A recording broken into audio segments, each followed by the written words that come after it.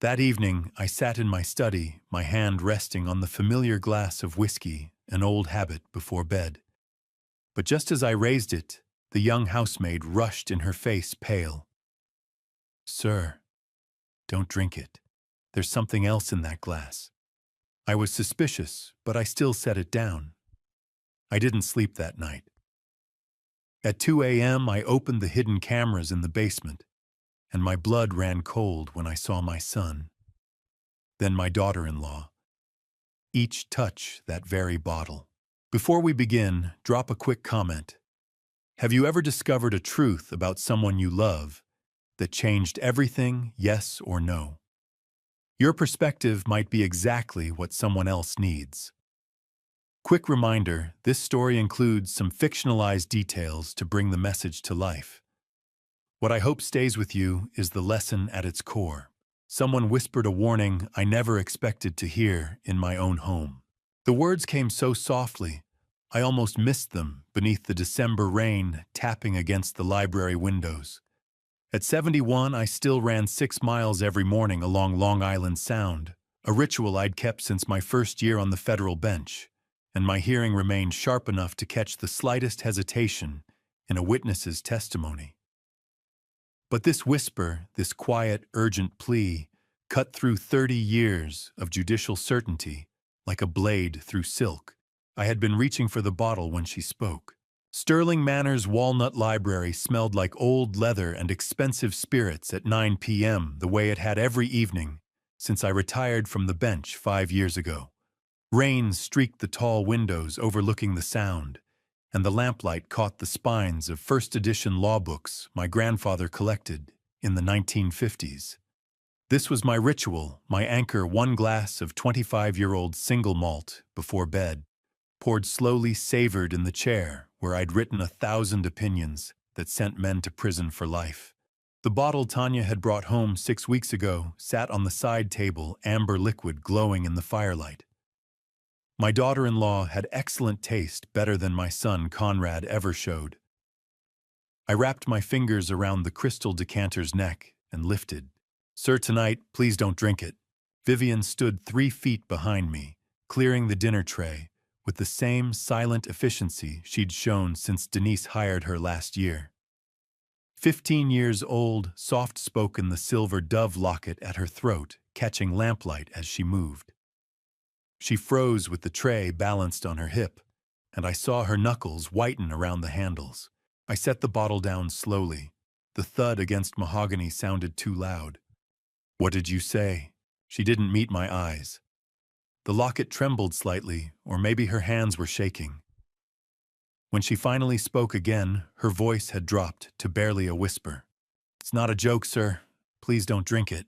In 30 years on the federal bench, I sentenced men to life imprisonment based on evidence weaker than a child's whisper. So why was I standing here, frozen, unable to move? I had stared down mob lieutenants, corporate criminals who smiled through perjury, politicians who thought their power made them untouchable. I knew how to read liars. I knew the micro-expressions that betrayed guilt, the vocal patterns that signaled deception, the body language that screamed falsehood even when the words sounded true. Vivian showed none of those signs. No fear, no hesitation, no performance. Just certainty delivered in a voice so quiet, I had to strain to hear it over the rain. "Is that some kind of joke?" I asked, though I already knew the answer. "No, sir." "Then explain yourself." "You're telling me someone is—" I couldn't finish the sentence. The word felt absurd in my own library, surrounded by decades of legal precedent and constitutional law. But Vivian's face had gone pale, and her grip on that silver locket looked like she was holding onto it for dear life.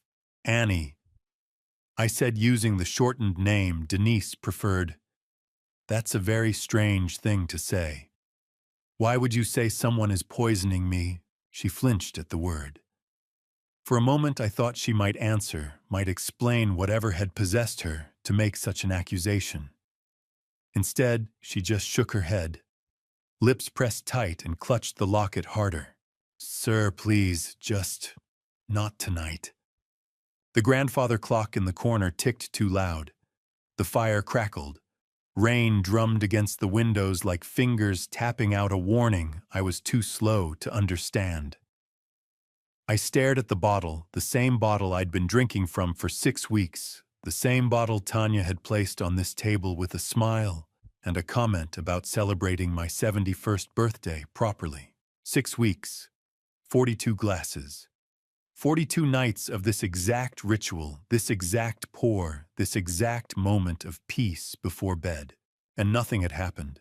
No sickness, no weakness, no symptoms of anything except age and the occasional stiffness in my left knee from running. If someone had poisoned this bottle, they were doing a spectacularly poor job of it. But Vivian wasn't moving. She stood there with the tray waiting, watching me with those dark eyes that seemed too old for 15. And I realized something that made my chest tighten. She wasn't afraid of me. She was afraid for me. Trust is a bottle of 25-year-old spirits.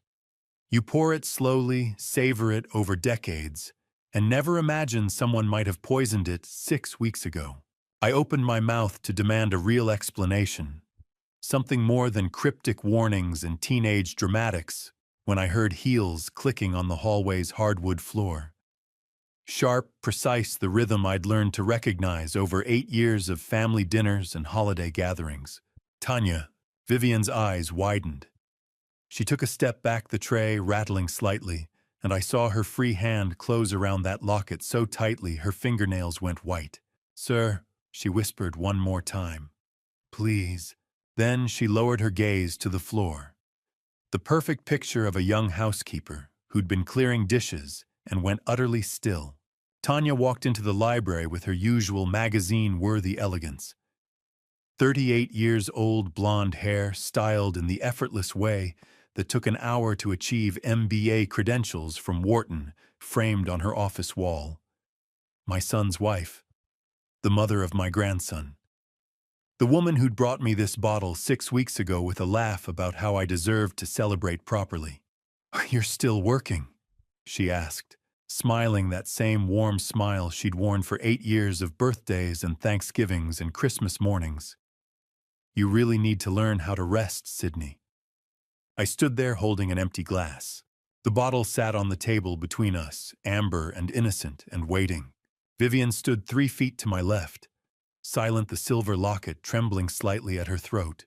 Tanya stood in the doorway, backlit by the hallway chandelier, head tilted in that familiar way that meant she was about to tell me I worked too hard and needed to take better care of myself.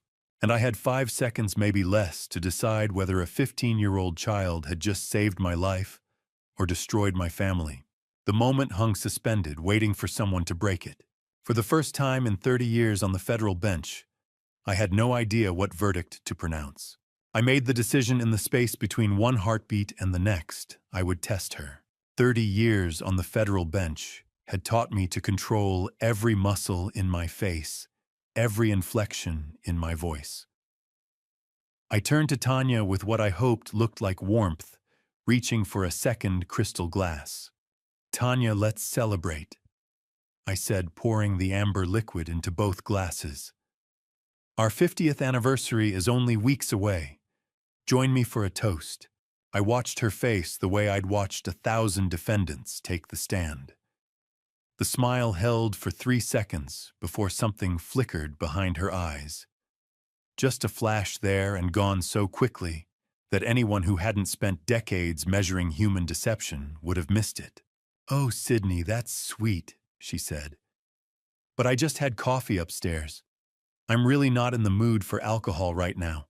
I held out the second glass. "Just one sip. For Wanda and me. 50 years deserves that much." Her hand moved toward her throat, a tell I'd seen in countless witnesses about to change their story. She caught herself, dropped the hand to smooth her slacks instead, but I'd already marked it. "I'm doing intermittent fasting," she said, stepping back half a pace. "You know how seriously I take my health routines. Breaking my fast this late would throw off my whole schedule." How many defendants had I watched make exactly that gesture, hand to throat weight, shifting toward exit in the 3 seconds before they changed their testimony? "One toast won't break your fast," I said gently, still holding the glass. "It's a special occasion." Her pupils dilated. Not much, maybe 2 millimeters, but I'd learned to measure pupil dilation in cross-examination. Fear and lying both triggered the same involuntary response. She smiled again, wider this time, and it looked almost genuine if you didn't notice how her weight had shifted another inch toward the doorway. "You know caffeine keeps me awake," she said. "I really can't, Sydney. You understand. Maybe tomorrow we can do a proper toast when Wanda's feeling better." 3 excuses, each one faster than the last. Each one more elaborate while achieving the same result: she would not drink from that bottle. I watched the micro-flash of fear last exactly 1.2 seconds before her professional composure slid back into place like a mask. She was very good. Better than most of the white-collar criminals I'd sentenced. But I'd spent 30 years learning to see through masks. "Of course," I said. "Tomorrow, then." She left the library too quickly for someone making casual excuses. Her heels clicked on the hardwood in a rhythm just slightly faster than her usual pace. I stood alone with 2 glasses of poisoned whiskey and suspicion calcifying into certainty. My hands shook as I wrapped the bottle in the linen napkin from my desk drawer, evidence preservation muscle memory from decades of cases. I thought about 42 nights of drinking from this same bottle while something accumulated in my system. 6 weeks of slow poisoning by my own daughter-in-law. I found Vivian waiting at the base of the grand staircase, exactly where I somehow knew she'd be. The silver dove locket hung at her throat, clutched in both hands. Her eyes met mine, dark and terrified and determined. "Come with me," I said quietly. The small study adjacent to the library smelled like old books and furniture polish. I closed the door, set the wrapped bottle on the side table, and turned to face this child who had somehow become the key to my survival. "Who are you really?" I asked. "How do you know about the bottle?" She opened her mouth, closed it. Her fingers worked at the locket's clasp, trembling. "I saw her," she whispered. "Last night, in the kitchen. I saw what she did." Some debts are inherited like eye color or bone structure. This child was repaying something she didn't understand for someone who no longer existed. "What did you see?" She had a vial, a small one. She poured it into the bottle when she thought everyone was asleep. I was getting water and I saw her through the kitchen door. She didn't know I was there. The locket came open in her hands. Inside, pressed against faded velvet, sat a black and white photograph no larger than a postage stamp. Beneath it, embedded in the locket's base, sat something that looked like a small microchip, sophisticated work, not amateur. But it was the photograph that stopped my breath. "Who gave you that locket?" I asked. "Who is in that photograph?" Vivian looked down at the image with something like reverence. "My foster mother said you saved me when I was 4 years old," she said. "She said if you ever face danger, I must repay that debt even if it costs my life. She said the woman in this picture would have wanted me to protect you." I looked at the face in the black and white photograph, a woman's face I'd spent 14 years trying to forget. The kind of forgetting that required daily effort, like maintaining a lie under oath. High cheekbones, dark eyes, a judicial collar visible at the edge of the frame. Marlene. Federal District Judge Marlene Travers, who died in what the official report called a suicide in April of 2012. Who I'd loved in the brief, terrible way that ended careers and destroyed families. Who I'd chosen duty over, chosen my marriage over, chosen the law over, because I thought that's what justice demanded. And this child, this 15-year-old stranger who'd been living in my house for 11 years, was holding the only evidence that my past hadn't stayed buried at all. The locket sat open in her palm, that microchip gleaming dully beneath Marlene's face, And I understood with cold certainty that somewhere in that photograph and that chip was the answer to why Vivian knew about the poison, and why she'd waited 11 years to save my life. At 2 in the morning, you either trust what you think you know, or you verify it like a man who sentenced people to life imprisonment based on evidence. I lay beside Wanda in our bedroom, staring at the ceiling while she breathed the slow rhythm of sleep, and I could not stop seeing Marlene's face in that locket. 14 years of careful forgetting destroyed in one evening. 14 years of choosing to remember her as a judicial colleague who'd made a tragic choice, not as the woman I'd loved in the brief, terrible way that ended with her dead and me living with what I'd chosen instead. Vivian's words looped through my mind. I saw her last night in the kitchen. I saw what she did. A 15-year-old child holding a photograph of a dead federal judge and claiming she'd witnessed my daughter-in-law poisoning my nightcap. The rational response was to dismiss it as teenage delusion confusion, a mistake. The rational response was to go back to sleep and handle this in daylight with lawyers and doctors and proper procedure. But I'd spent 30 years watching rational men lie under oath, watching educated people commit murder with careful planning, watching families destroy each other over money and spite, and secrets they thought no one would ever discover. I rose at exactly 2 a.m., according to the digital clock on Wanda's nightstand, moved silently through the dark hallway past Conrad's old bedroom and the guest suite, and the photographs of family vacations where everyone smiled at the camera. Down the curved staircase with my hand on the mahogany rail across the foyer's marble floor into the library that still smelled faintly of whiskey and wood smoke. I had to know. Not suspect, not theorize, not wonder. No. Evidence is like radiation, invisible until you develop the film, and by then the damage is already done, measurable in half-lives. You spend wondering if you could have acted sooner. The library was dark, except for moonlight through the windows. I didn't turn on the lamps. Instead, I moved to the east wall to the section of built-in shelving that held my grandfather's collection of maritime law journals that no one had touched in 40 years. My fingers found the copy of Admiralty Procedure 3rd edition Spine cracked from a single reading in 1952. I pulled it toward me at a 45-degree angle. The click was so quiet, I barely heard it over my own heartbeat. The entire bookshelf section, 6 feet wide, 8 feet tall, 2 feet deep, swung inward on hinges so well maintained they made no sound at all. Behind it, narrow wooden stairs descended into darkness. I'd built this security room 30 years ago, after the death threats started coming. After the first RICO conviction sent 3 organized crime figures to federal prison for life after the letters arrived, promising my family would pay for my verdicts after the FBI told me they couldn't provide protection indefinitely, and I should consider private security. Irving Cruz installed the cameras. Ran the wiring through walls during a renovation Wanda thought was just updating electrical systems. Only the 2 of us knew this room existed. Not my sons. Not my wife. Not the housekeeping staff or the gardeners or anyone else who'd lived in Sterling Manor over 3 decades. Paranoia, Conrad had called it once when I insisted on security protocols he thought were excessive. Tonight, that paranoia might be the only reason I was still alive. I descended the stairs in darkness, one hand on the wall feet, finding each step by memory. 22 steps down. At the bottom, a small landing.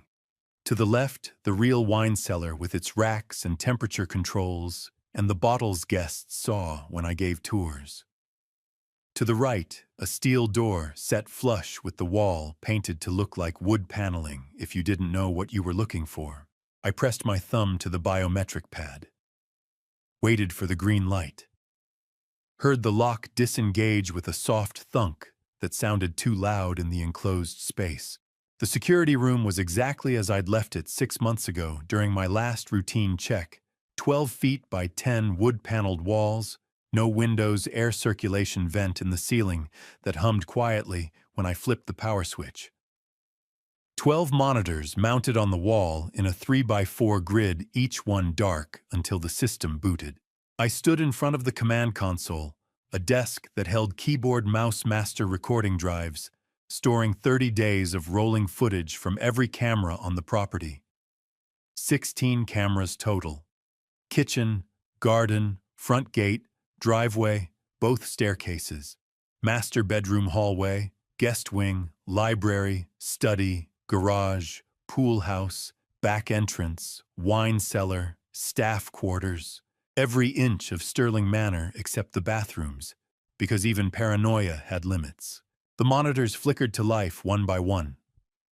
Green timestamp text in the corner of each screen, December 16th, 2025, 2:14:33 a.m. Current feeds showing nothing but darkness and shadows, a house asleep, no movement except the occasional shift of tree branches in the wind outside. I sat in the leather chair that creaked under my weight, despite decades of expensive maintenance. My hands shook as I reached for the keyboard. Kitchen camera 3. The angle that covered the counter where I kept my nightcap supplies, the cabinet that held the glasses, the shelf where Tanya had placed that bottle 6 weeks ago with a smile and a comment about proper celebration. I navigated to the archive, scrolled backward through timestamps. December 16th, December 15th. Stopped at 10:14 p.m. 90 minutes before Vivian had whispered her warning, 90 minutes before I'd poured 2 glasses to test whether my daughter-in-law would drink poison she'd supposedly placed there herself. The screen showed the kitchen in darkness, except for the under-cabinet LED strips that provided just enough light to move without tripping. Counters gleaming, sink empty. Island bare except for the fruit bowl Denise always kept filled. And there on the far right of the frame, the shelf that held my bottle. My finger hovered over the play button. The underground room was silent, except for the ventilation system's hum and my own breathing, which seemed too loud, like a defendant waiting for a verdict they already knew would destroy them. I pressed play. The screen flickered to life. December 15th, 10:14 p.m. Kitchen, bathed in under-cabinet lighting counters, gleaming. My finger lifted from the play button. My breathing was the only sound in the underground room, loud enough to drown out the monitor's hum, loud enough to measure the seconds before my world either collapsed or held. The kitchen door on screen was opening, and I was about to see who walked through it, carrying poison meant for me. The first person who walked through that kitchen door wasn't the daughter-in-law I'd tested hours earlier, it was my eldest son.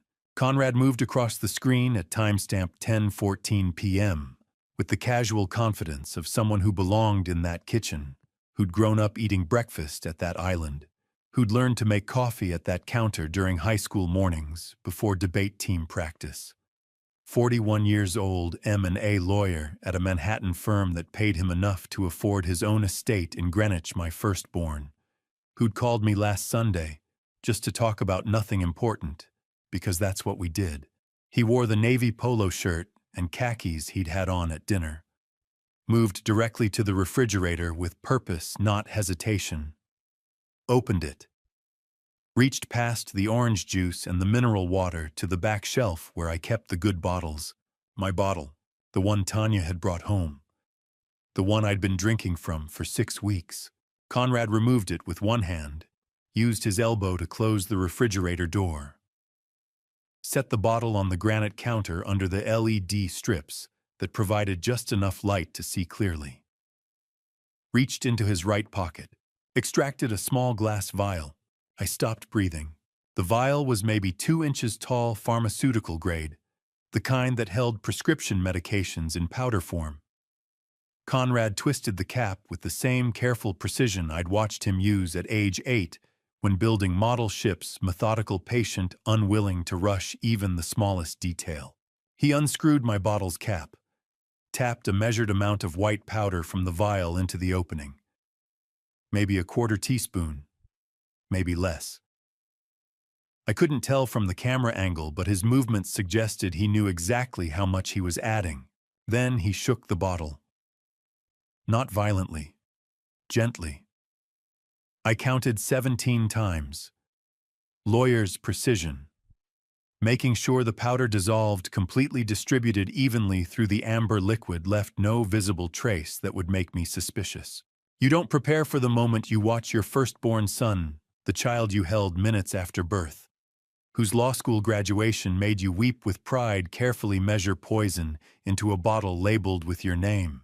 Conrad returned the cap, twisted it tight, placed the bottle back in the refrigerator in the exact position where Tanya had left it, adjusting it twice to match the angle. Slipped the empty vial into his pocket, checked his watch. Glanced around the kitchen, once a quick scan that would have caught anyone watching, then walked out. Timestamp 10:17 p.m., 3 minutes from entry to exit. I hit rewind, watched it again. Conrad entering, Conrad poisoning, Conrad leaving. Hit rewind, watched it a third time. My hands were frozen on the keyboard, but some part of my mind was still functioning, like a judge reviewing evidence. Conrad knew where I kept the bottle. Conrad knew I drank from it nightly. Conrad had measured and mixed with pharmaceutical knowledge. He dated a pharmacist in law school. I remembered, suddenly had learned enough about drug interactions to sound educated at dinner parties. Conrad had tried to kill me. I fast-forwarded through empty kitchen. The timestamp raced forward, 10:18, 10:25, 10:30. Nothing. Just LED lighting and granite counters, and the fruit bowl Denise kept filled. 10:37 p.m., the kitchen door opened again. Tanya. She wore a silk robe, the color of champagne blonde hair, loose around her shoulders, instead of the styled perfection she maintained during waking hours. Moved to the same refrigerator Conrad had opened 23 minutes earlier.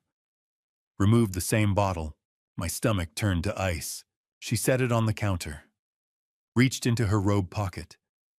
Extracted a different vial, smaller than Conrad's different shape, and when she unscrewed it, the powder looked darker, even in the LED lighting. What does it mean when two people who share your dinner table, your holidays, your family name independently arrive at the same conclusion that you're worth more dead than alive, and neither trusts the other enough to mention it? Tanya added her powder to the bottle Conrad had already contaminated. Shook it fewer times, maybe 8, with less care than my son had shown. She didn't know Conrad had been here. Conrad didn't know about her. 2 poisons, 2 conspirators, 0 coordination. 0 coordination meant they'd accidentally created something worse than either intended. Drug interactions. Compounding toxicity. Whatever Conrad had added mixed with whatever Tanya contributed, and I'd been drinking that combination for 6 weeks. Tanya replaced the bottle exactly where she'd found it, where Conrad had positioned it, where I would reach for it tomorrow night if Vivian hadn't warned me, and disappeared through the kitchen door at 10:38 p.m. I sat in the underground darkness, watching the empty kitchen on screen, and the only sound was the ventilation system's hum and my own breathing. At exactly 3 a.m., I pulled the secure phone from the desk drawer and dialed the number I'd memorized 30 years ago. Irving Cruz answered on the second ring. "Irving, I need you to listen without asking questions until I finish," I said. He'd been my friend for 3 decades, former police chief who'd helped me survive the early RICO cases when the threats got serious enough that we'd built this room together. 73 years old now, retired to consulting work, but his mind stayed sharp as the day he'd closed his first homicide investigation.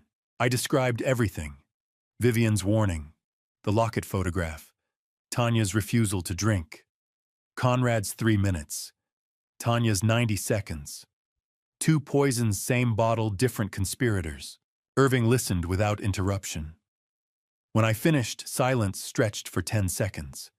"Wrap the bottle in evidence bags," he said, finally, voice carrying the tactical calm that had ended 1,000 interrogations. "Courier it to Kellerman Labs in Boston. Ask for Dr. Helena Rourke, she owes me from the Volkov case. She'll run a complete toxicology panel without questions and keep it off any official records. And then you go upstairs at 6 a.m. like you do every morning. You run your 6 miles. You shower. You eat breakfast across from Conrad and pour coffee for Tanya and smile at that girl who saved your life. You pretend perfect normalcy. For how long? Until I arrive at noon with a plan that doesn't get you killed before we understand what the hell is happening in your house. He paused. Tomorrow you play the hardest role of your life, someone who knows nothing. Irving's words echoed in the underground room after I hung up someone who knows nothing. Tomorrow morning, I would sit across from Conrad at breakfast, pour coffee for Tanya, smile at Vivian clearing plates, and every gesture would be performance, every word a lie. The hardest role isn't playing innocent when you are. It's playing innocent when you've just watched 2 people you love measure out your death in powder form. The performance began the moment I walked into the breakfast room and smiled at the 2 people who'd spent last night measuring my death in powder. Tanya stood by the coffee maker at 7:30 a.m., blonde hair pulled back in casual elegance pouring from the French press into my favorite mug. "Coffee, Sydney?" she asked with that smile that had charmed my son 8 years ago. "I made it just the way you like." 30 years on the federal bench had taught me to maintain judicial composure, while convicted murderers smirked from the defense table. I deployed every molecule of that training now. "Not this morning," I said, settling into my chair with what I hoped looked like discomfort. I wasn't feeling well last night, stomach still unsettled. Conrad sat across from me reading the Wall Street Journal navy suit jacket draped over his chair, his M&A lawyer poker face matching my performance. 41 years of watching me taught him how judges controlled their expressions. I wondered if he could see through mine the way I could calculate the precise moment his hand had twisted that vial cap at 10:14 p.m. "You're getting old, Dad," he said without looking up. "Maybe cut back on the late-night reading." Vivian entered carrying toast on a silver platter, moving with the silent efficiency that had made her invisible in this house for years. She set the platter down, and our eyes met for exactly half a second, long enough for me to see she knew I knew short enough that neither Conrad nor Tanya would notice. She was the only person in this room besides me who understood what performance we were staging. Performance is a muscle judges develop early. You smile at defense attorneys whose clients you'll sentence to death. Shake hands with prosecutors you know are corrupt. Maintain composure when witness testimony makes you want to vomit. But I'd never performed for an audience trying to kill me. I ate dry toast, made small talk about Conrad's merger case and Tanya's spa plans, laughed at Conrad's joke about opposing counsel, watched the kitchen clock crawl toward the moment they would both leave. Conrad departed at 8:15 for Manhattan, kissing Tanya goodbye with what looked like genuine affection. She followed at 8:30, mentioning Greenwich and appointments I knew were probably lies. The house went quiet. I sat alone at the breakfast table for 5 minutes, hands flat against mahogany, breathing like I'd finished my morning run. Then I stood and walked to the library. The poisoned bottle sat where I'd left it, wrapped in linen. Irving had left plastic evidence bags in my mailbox before dawn. I'd found them at 6 a.m. when I collected the newspaper I no longer read. I handled the bottle with the cloth, never letting skin touch glass. Slipped it into the evidence bag. Sealed it. Labeled it with only the reference number Irving provided. The courier arrived at exactly 9 a.m. professional service that asked no questions, just signed, and drove toward Boston, where Dr. Helena Rourke would run toxicology panels. My hands didn't start shaking until after the van disappeared. I spent the afternoon in my study overlooking the backyard, pretending to review investment statements, while replaying Conrad's 17 careful shakes, Tanya's 8 careless ones.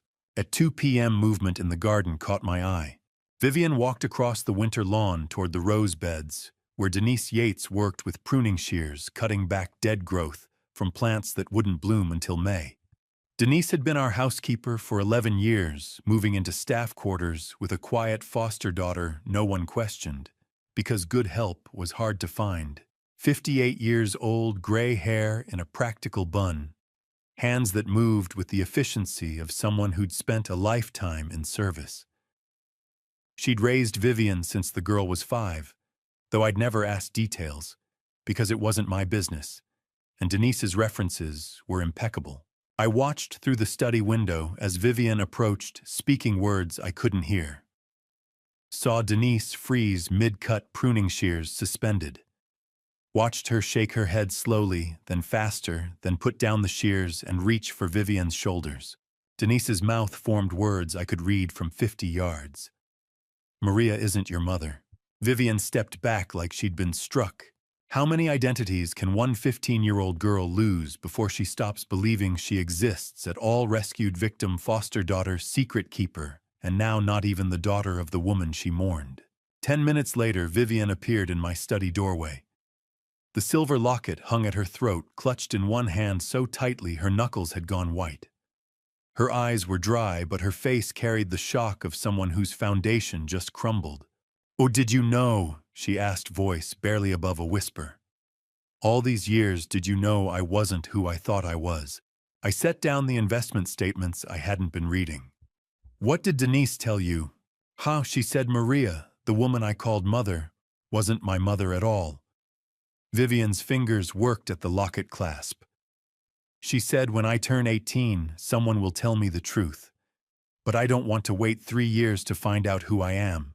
She stood framed in my study doorway, silver locket trembling at her throat, asking if I'd known all along that she wasn't who she thought she was.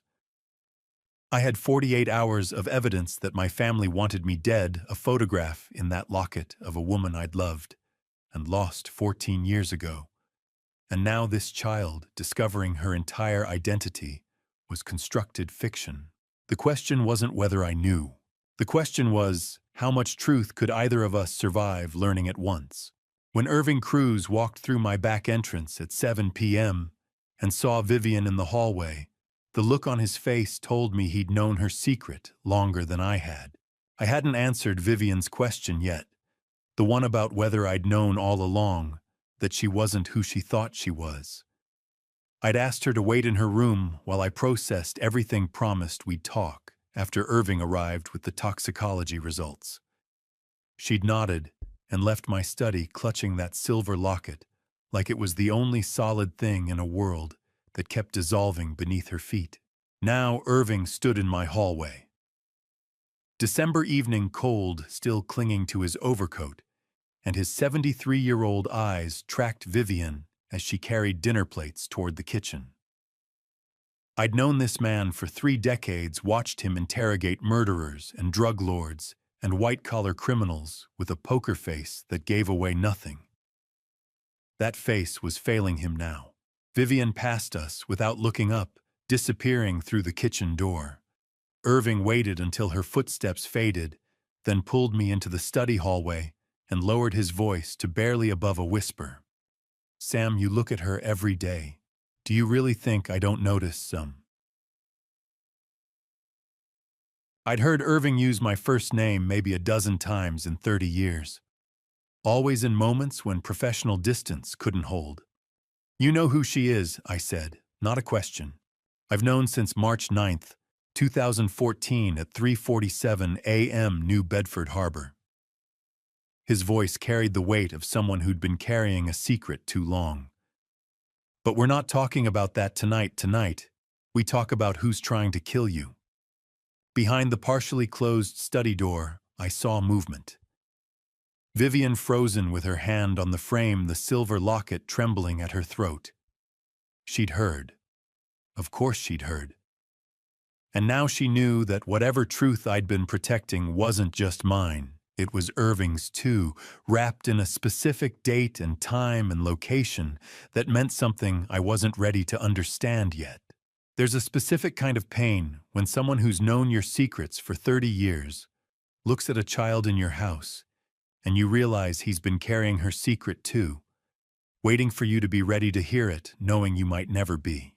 Irving moved past me into the study.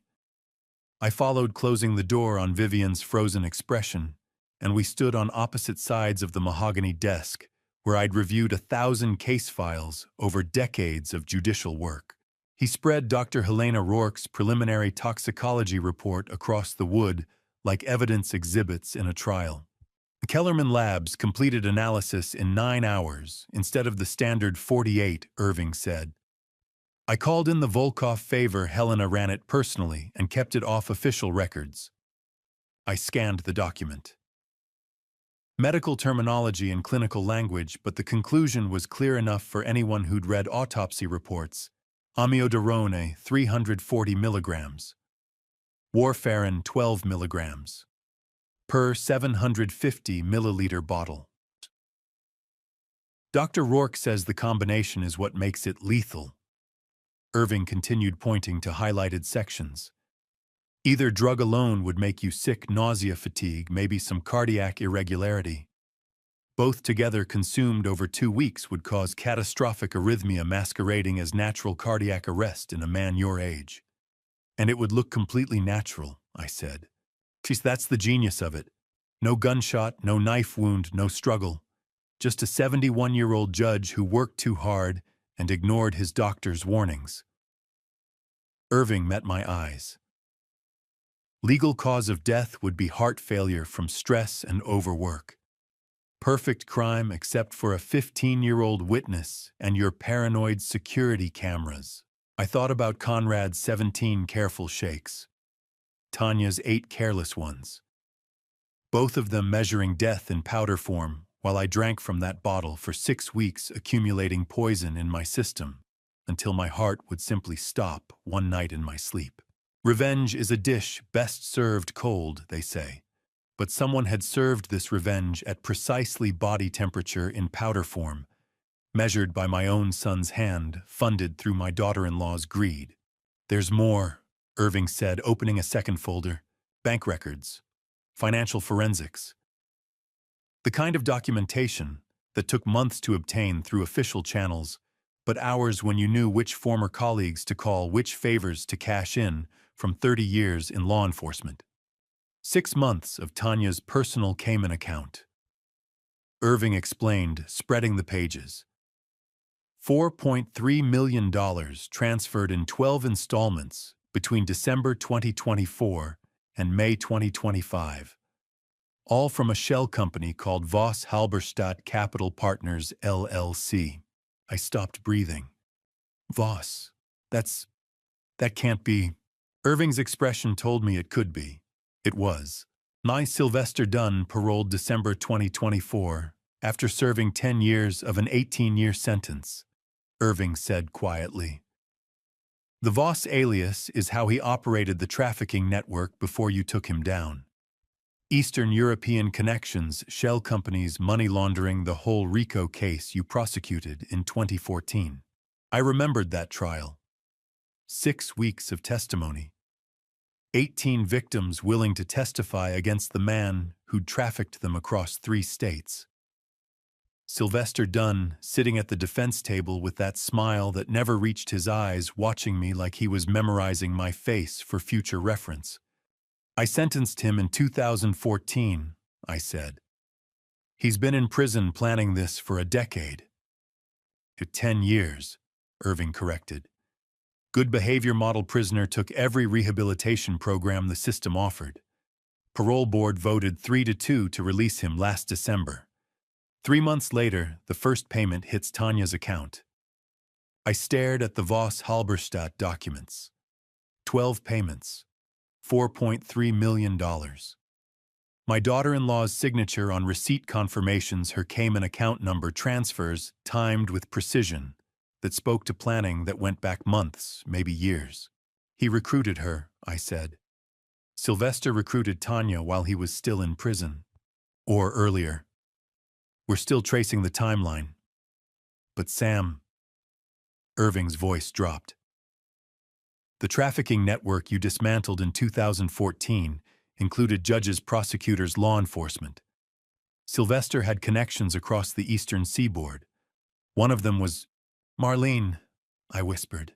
Irving nodded slowly.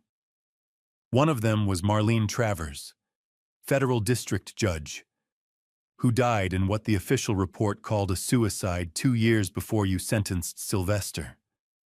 April 2012. The room tilted. I gripped the desk edge to keep standing. I stared at the documents spread across my desk. $4.3 million, 6 months of payments Cayman Shell Company. In 2014, I'd signed Sylvester Dunn's 18-year sentence, believing justice was served. I'd been wrong. He'd signed my death sentence years earlier from a prison cell using my own family as the weapon and my daughter-in-law as the executor. And somewhere in those 14 years, between his courtroom and my kitchen, he'd done something I was only beginning to understand. He'd killed the woman whose photograph Vivian wore in that silver locket. 2 days after learning my family was poisoning me, I drove to Hartford to discover how much they thought my death was worth. Irving had spent the night after showing me Sylvester Dunn's Voss Halberstadt documents, making phone calls to people who owed him favors, former colleagues, retired investigators, attorneys who'd worked cases with him over 3 decades. By morning, he'd tracked something that made him tell me to call Zenobia Weaver immediately. "She's been trying to reach you for 72 hours, Irving had said. "Apparently there's something about your estate planning you need to see. Something that couldn't wait." I arrived at Zenobia's Hartford office at 9 a.m. on December 19th. Zenobia Weaver, 64 sharp, as the day we graduated. Yale Law together in 1985 sat behind her desk with insurance documents spread across the surface like evidence exhibits. Her face carried the grim expression of someone who'd spent 3 days verifying information they'd hoped was wrong. Coffee sat cold beside her laptop, showing Connecticut's state insurance database. 2 manila folders lay in front of her labeled with policy numbers I'd never seen before. "Sam, sit down before I show you this," she said. "You're going to need to be sitting." I'd known Zenobia for 40 years, seen her handle billion-dollar estates and family disputes that turned violent. She didn't rattle easily. The fact that she thought I needed to sit down meant whatever was in those folders would be worse than I imagined. "How bad is it?" I asked, lowering myself into the leather chair across from her desk. "It's not one policy, it's 2. And that's just the beginning of what's wrong. Life insurance is supposed to be love translated into financial protection, a father's way of saying, 'I'll take care of you even after I'm gone.' But these policies were betting slips on a horse race where I was the horse and my family held tickets on when I'd fall." Zenobia opened the first folder. $22 million, she said. Whole life policy beneficiary Conrad Barton. Application dated August 14th, 2025. Annual premium $47,000.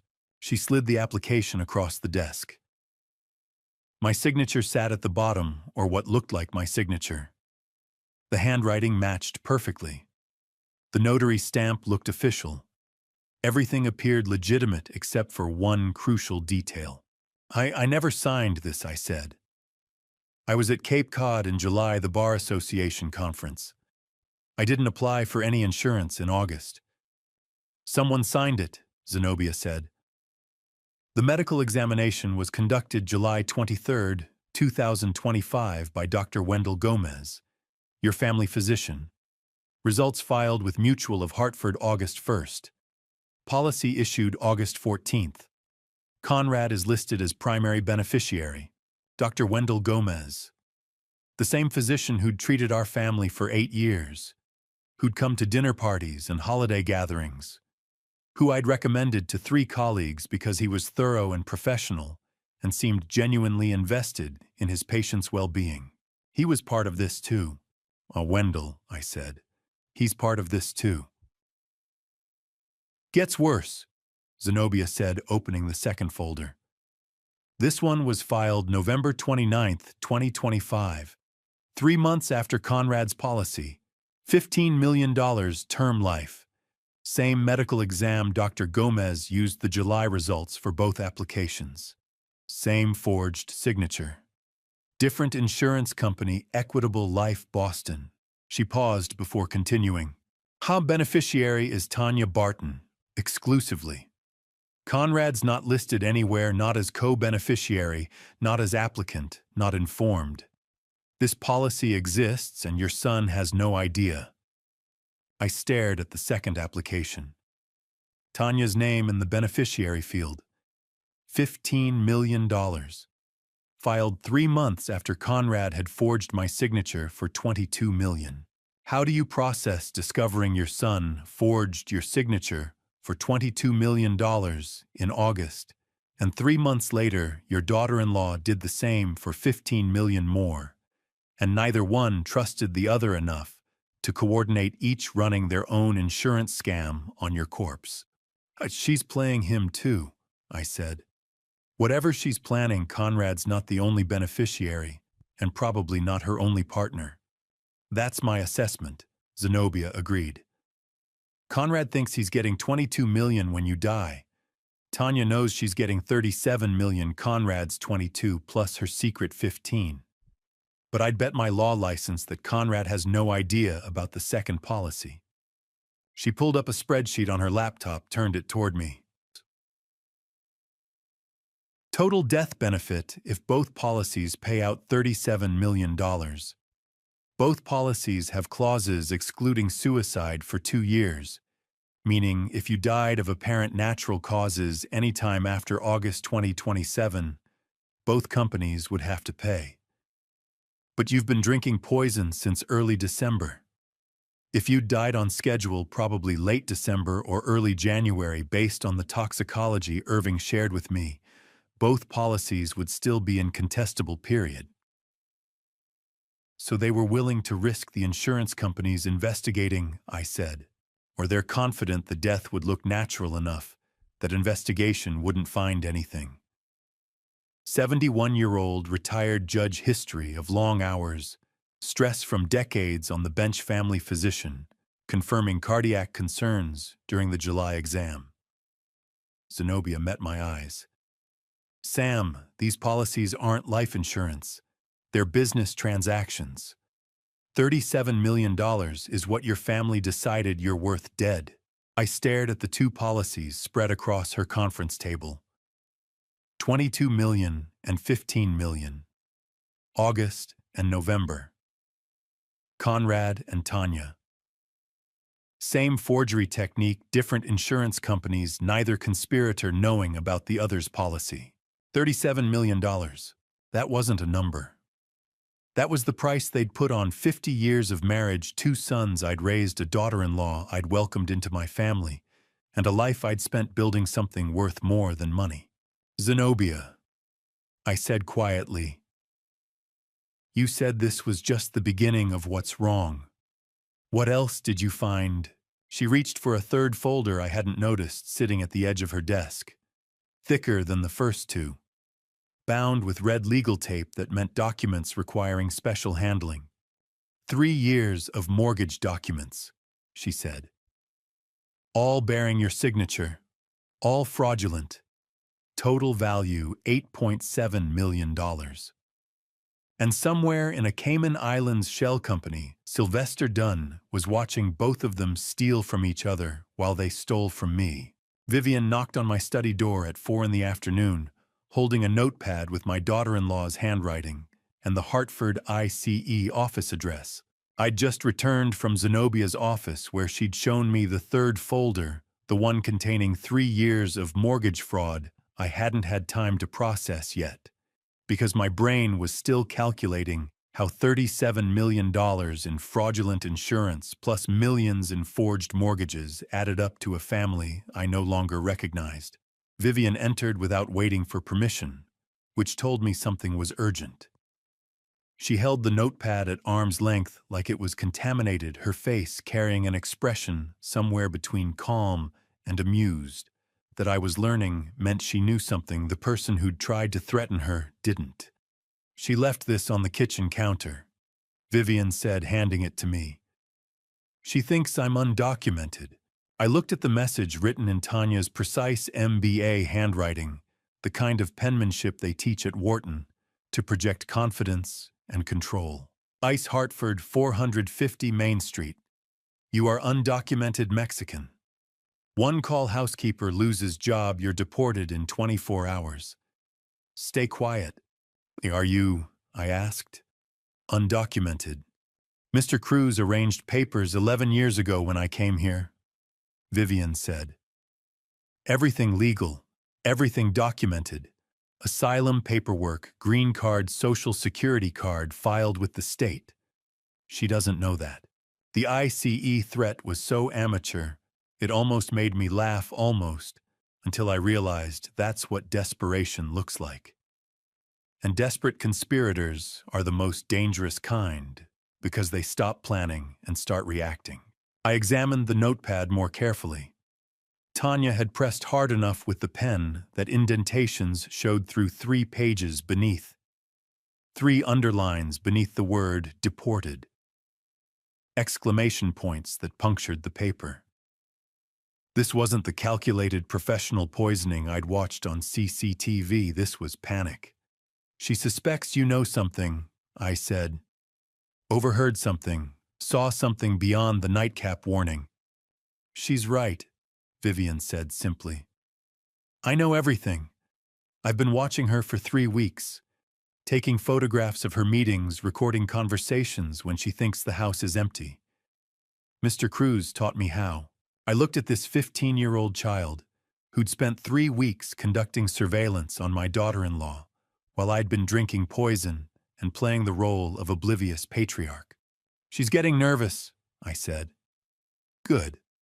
Nervous people make mistakes. Should I pretend to be scared?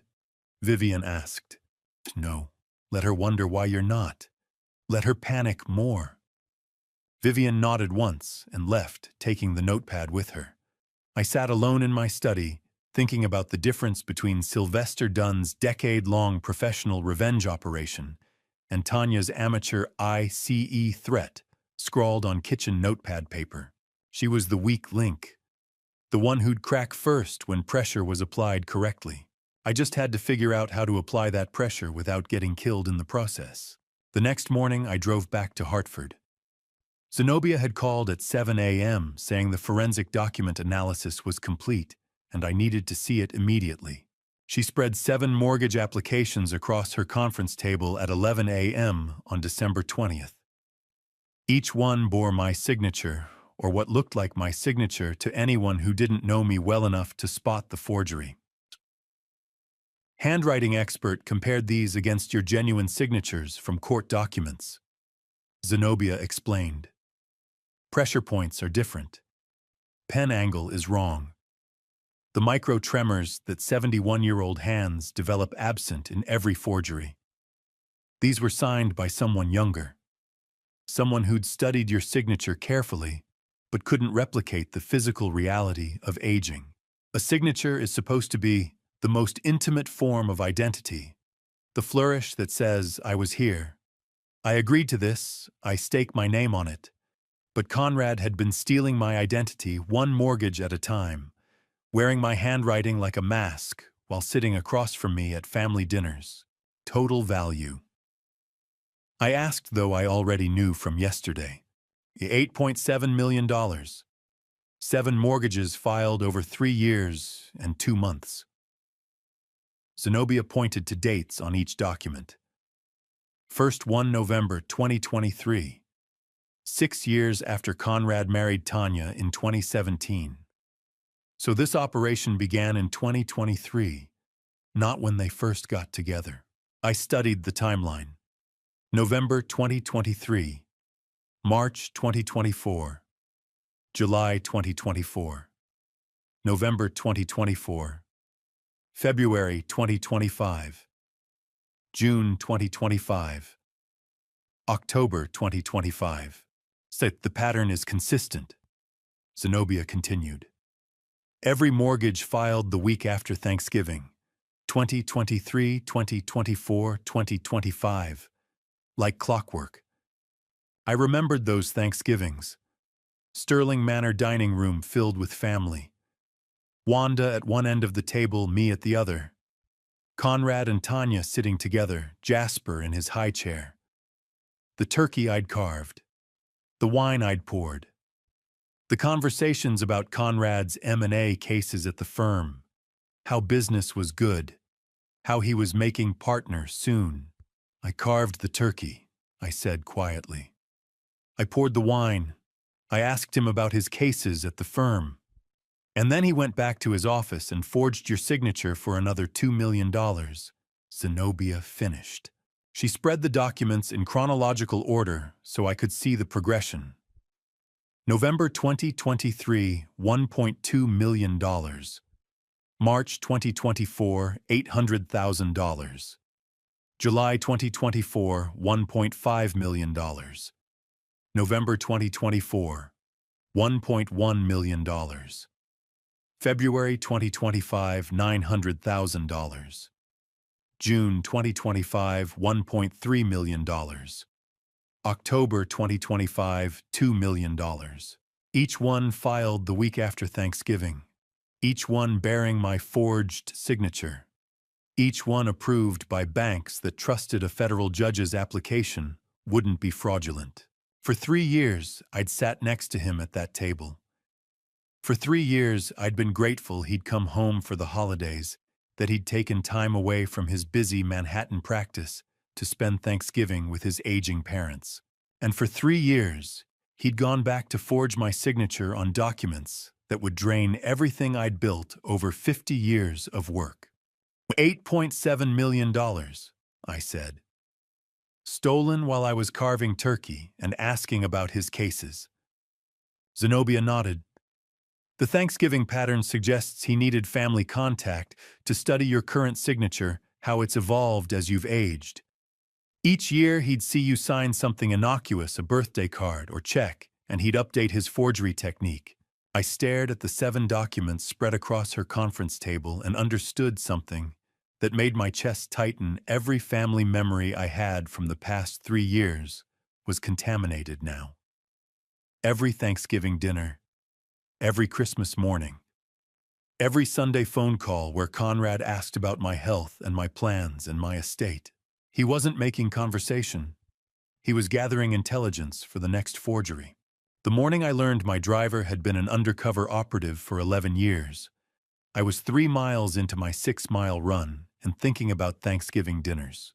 I couldn't stop replaying those meals, the conversations that sounded innocent but weren't. Conrad asking about my investment portfolio. Tanya commenting on my health with concern I'd mistaken for affection. Every question, every observation, every moment of family connection had been intelligence gathering for the forgeries I now knew spanned 3 years. The sky over Long Island Sound was turning from gray to pink as I ran past the Sterling Manor garage at 6 a.m. on December 21st. Ellis Kelly, 56, former Iraqi Marines vet who'd driven our family cars for 11 years, stood beside the vintage Mercedes detailing cloth in hand, waving me over. I slowed to a stop, breath fogging in the December cold. Sir, today, Tanya asked me to drive to Cipriani, 42nd Street, 2 p.m., Ellis said without preamble. This is the 6th time. Morning jogs are supposed to clear your mind. 6 miles along Long Island Sound, salt air rhythm of feet, on pavement, 30 years of solving impossible cases while my body moves on autopilot. But that morning, every step just added another question I couldn't answer. 6th time? I asked. December 2024 through May 2025. Same table every time. Corner position. 90-minute lunch with a silver-haired man in a black Brunello Cucinelli coat. My chest went cold, despite the running warmth. Silver-haired man, black coat, Brunello Cucinelli. You know him, Ellis said, not a question. I thought you might. Sylvester Dunn. That was his signature look. Since 2010, expensive Italian suits, silver hair, styled precisely always Brunello Cucinelli, because he'd told a Times reporter during his trial that cheap fabric was for people without taste. Cipriani had been his favorite restaurant before prison, the place where he'd conducted business that looked legitimate until you understood what deals were actually being made. "I know him," I said. "Why are you telling me this now?" Ellis glanced toward the house, then back to me. "Irving's my cousin. He placed me here in 2015 to protect the girl." The world tilted slightly. 11 years, I said. "You've been watching for 11 years. Every school morning, every Tanya movement, everything." Ellis pulled out his phone, showed me a photo, Tanya and Sylvester, at a corner table, heads close together, wine glasses between them. Date stamp, March 15th, 2025.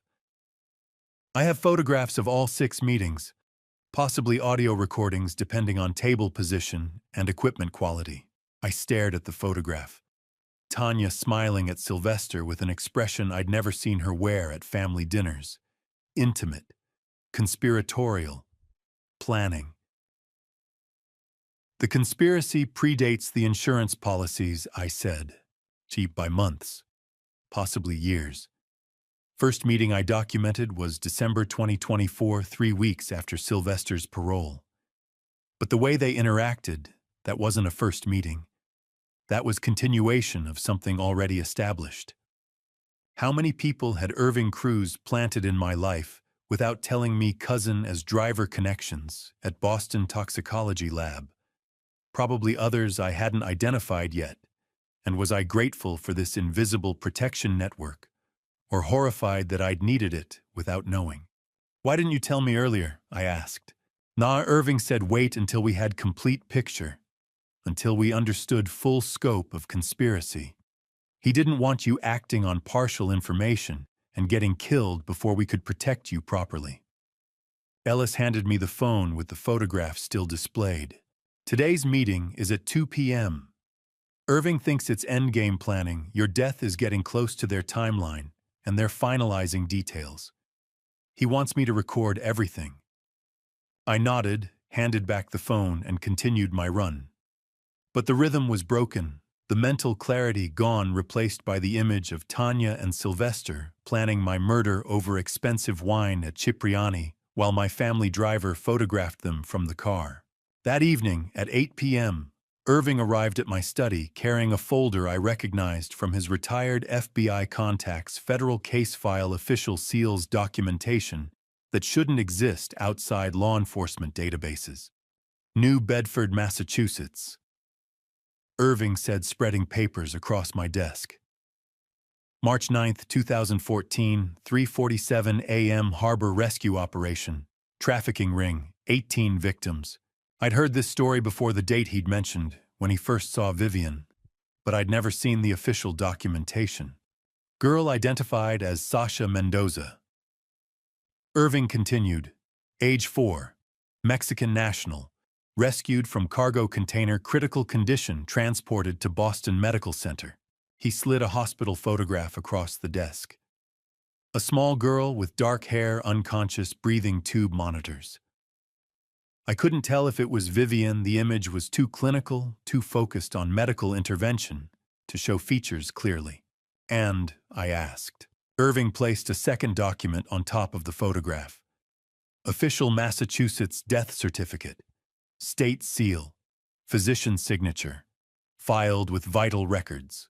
Name Sasha Mendoza. Date of death: September 23rd, 2014. Cause pulmonary complications, secondary to trauma, location Boston Medical Center." "This death certificate is real," I said. "State of Massachusetts, September 2014. "Yes. Then who the hell is Vivian? Irving held the death certificate in one hand and the rescue file in the other. 30 years of police work and FBI consulting behind him. Former chief who'd closed impossible cases and found missing persons and tracked criminals across state lines. And for the first time since I'd known him, he had no answer. Sasha Mendoza died in September 2014, he said quietly. "The girl in your house, the girl with the silver locket, the girl who saved your life, The girl I've had Ellis protecting for 11 years. I don't know who she really is, Sam. I thought I did. I was wrong. I stared at the death certificate. Official, legal, filed with the state. A 4-year-old girl rescued from trafficking died 6 months later from complications no hospital could prevent. But someone had been living in my house for 11 years. Someone who looked at me with Marlene's eyes. Someone who carried a silver dove locket with a photograph she wouldn't explain. Someone who wasn't Sasha Mendoza. The locket, I said. The photograph inside. Who's in it? I don't know, Irving admitted. But whoever gave her that locket knew something we don't. And whatever's in that photograph is connected to why she's here, why she saved you, why this entire conspiracy exists. I cornered Vivian in the darkened hallway at 11:30 that night, and when I asked about the photograph in her locket, her small fingers trembled as she opened the silver clasp. Irving had left an hour earlier with the Sasha Mendoza death certificate, and no answers.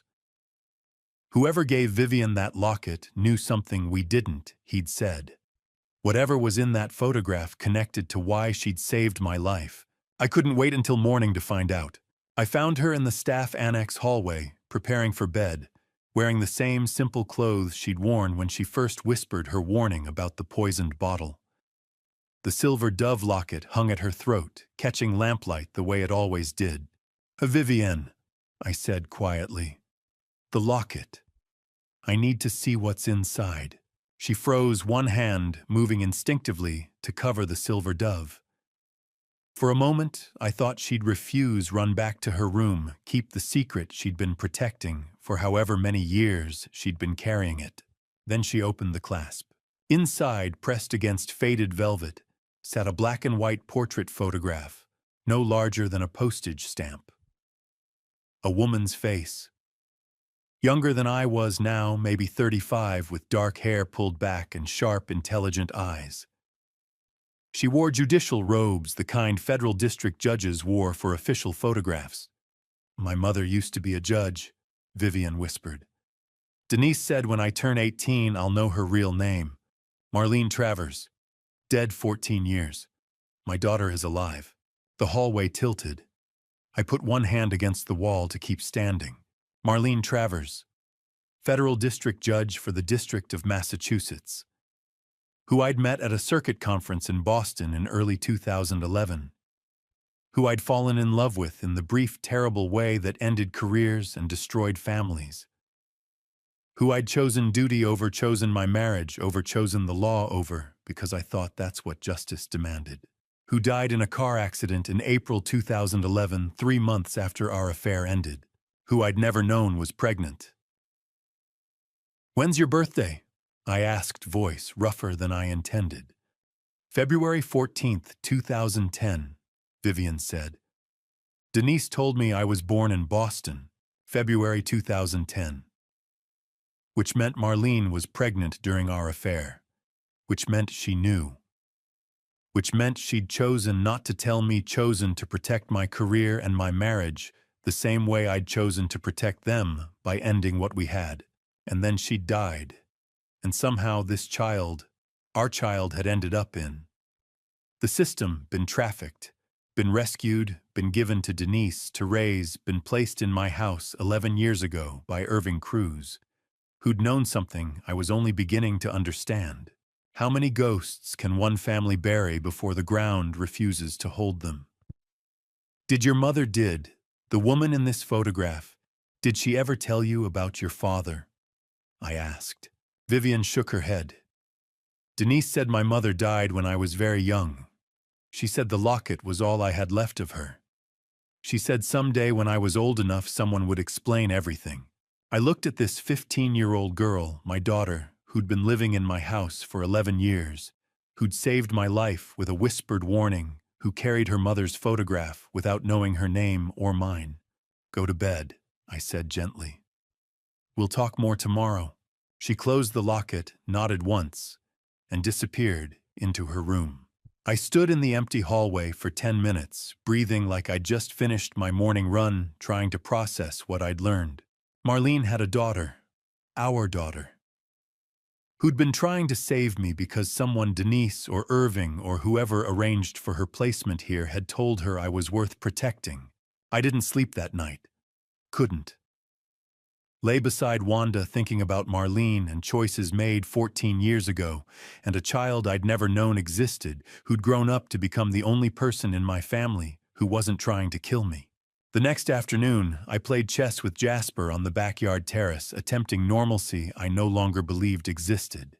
Jasper was 10 years old, Conrad's son, my grandson. The child I'd held as an infant. The boy who called me grandpa and asked me about law school and wanted to be a judge someday just like me, except he wasn't my grandson at all. Checkmate in 3 moves. I said, studying the board.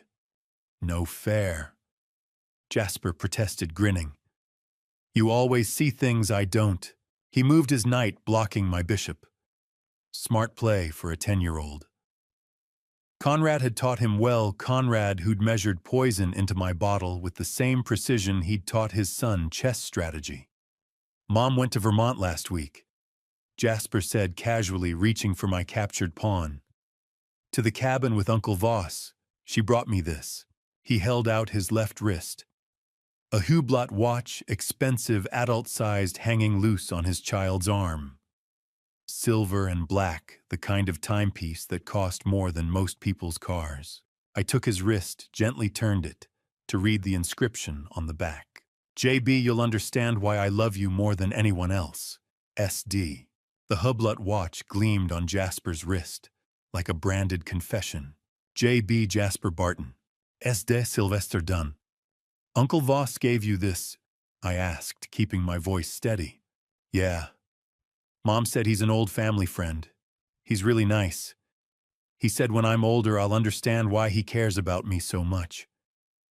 Jasper smiled, innocent and trusting. I think maybe he doesn't have kids of his own, so he likes spending time with me. My stomach turned to ice.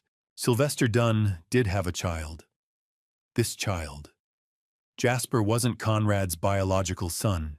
He was Sylvester's conceived during one of Tanya's 47 documented prison visits, raised by Conrad, who had no idea the boy he loved wasn't his.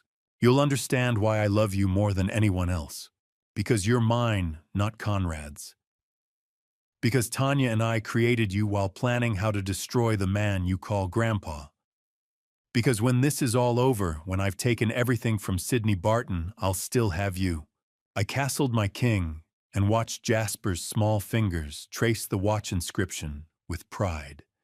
And for the first time in 71 years, I understood what it meant to lose everything you thought was yours, including the children you believed were your legacy. In 24 hours, I'd gained a daughter I'd never known existed, and lost a grandson I'd loved since birth. And somewhere in Vermont, Sylvester, Dunn was watching it all unfold exactly as he'd planned. The fog tastes like iron when I crouch behind the camellia hedge my mother planted in 1976, headphones cold against my ears, waiting for my daughter-in-law to confess my murder. 24 hours had passed since I'd learned Vivian was my daughter, and Jasper wasn't my grandson. 24 hours of pretending normalcy while my family collapsed around me like a house built on sand. Irving had called that afternoon with a planned wireless microphone planted in Tanya's jacket pocket during her spa appointment range of 200 yards, crystal clear audio as long as I stayed within the garden perimeter. She makes her calls at 10 p.m. every Tuesday and Friday, Irving had said. Ellis tracked the pattern. Always outdoors.